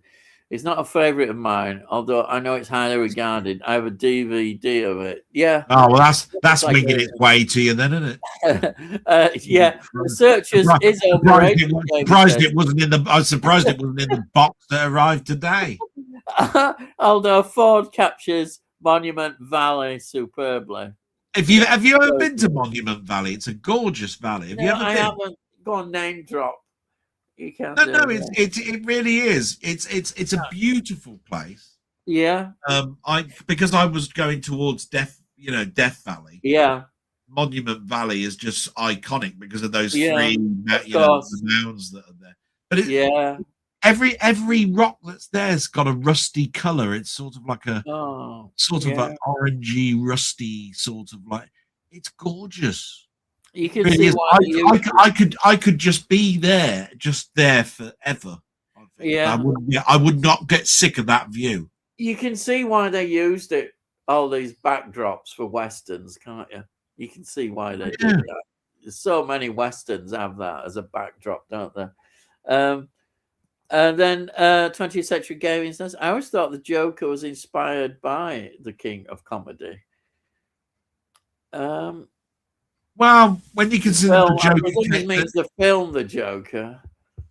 Does he mean the film? Yeah, I mean, the character of the Joker came out in the 40s, 50s. Yeah, comedy is a much later thing, but you could turn around and say that Nicholson might have based or inspired his character to be like the King of Comedy. I wouldn't say you'd be wrong with saying. I've just realised I'm a bit slow because he's in the Joker film, isn't he? De Niro. He's the talk show host, isn't he? In it. Oh, yeah. yeah. I knew there was some. Just pennies dropped. I'm a bit slow. Yeah, of course he's in it. He's important in the film. He's an important part of the plot, isn't he? De Niro. Yeah. Ah, that's an interesting link. That's a very. I didn't realise that. Now, See, Mark, there you are, thinking that we're so passionate and knowledgeable. You bastard. There we are. 20th century gaming. You made me say you made me say bastard again. Right, go on. But that is a good point. That's a really good point. Excellent point to make. Yeah, I'm impressed. Yeah, and I pick him because he's got all the knowledge, Delboy. But you have. Jeez. Right. Tony says, in my opinion, the cinematographer is the highlight. That's the searches, isn't it? Yeah. And then Muckman movie. The Joker is definitely influenced by King of Comedy 20th century. That's the film that's just based on the Joker. Yeah. I bloody do tell you, I've recommended Corridor Crew in the past. Is he having a? Does Jamie like having a go at me or what? He loves it because he's giving back to what we give him. I get enough stick from all sorts of other people. I don't need more people bloody sticking their nose in and having a go at me. I come here for a respite from all that. And then Si says, there's a good YouTube channel I'd recommend is Bullets and Blockbusters. It does videos on films that may have been like the planned sequel to Tron Legacy. It's worth a watch. Oh, right. All right. Yeah, because I think that they should have continued along the line of Tron Legacy. So what he's saying is they brought out Tron Ares, but if they'd have continued the legacy, what the next film would be like. Yeah, I get you. Yeah. The Great Silence is a brilliant Western, bleak as fuck, though. Oh, right. Okay. Yeah. I think is the person that you went on and who reviews Western. This is actually, I think he mentioned The Great Silence as a great. I don't think I've got this on DVD. I'm sure I have. Yeah, bloody Tony York probably sent it you. Yeah, I think I may well have that one on. Yeah. Wouldn't surprise me if Tony York's rejects ended up there. The ending leaves you open mouthed. Yes. Yeah. And then Rocket Bunny says, I'm playing the remastered Dead Space on a 65-inch TV in 4K with all the new ray tracing lightning effects and surround sound. Immersive is not the word. Shit scared, 2 words is more like it. Oh, wow. What can I say about that? If you can imagine playing a game, it's like an interactive type environment. But on a 65-inch screen, ray tracing, what that does is it makes things look more realistic. Like Toy Story is ray traced. Oh, right. Yeah. Right. That's how they made those movies. They're ray traced, computer ray tracing. Right. So you can imagine that. It's almost like saying, right, you have been put on the alien spaceship, right? And you got to survive. Now play the game. And it's like, oh, I'm going down this corridor and oh shit, look, there's the cat. Fuck now. Something like that, So these are games that you have to learn, keep playing them until you get better at knowing the traps and things. Is that the sort of thing? In the old days, you would have learned the game. In the games that you play now, they randomize everything. It's a bit difficult to explain, but you play a game and the next time you play, it's totally different. Oh, they'll put you. So you can't learn. It is like that now. They call it like one way of looking at it is it's predefined, and another way is that each time you play it, it's randomly different. Yeah. And so yeah. Well, Anyway, what's the next one? We're getting near the end of where I've got to yeah. And then is laughing there, and then Muckman, have you ever seen Tornado?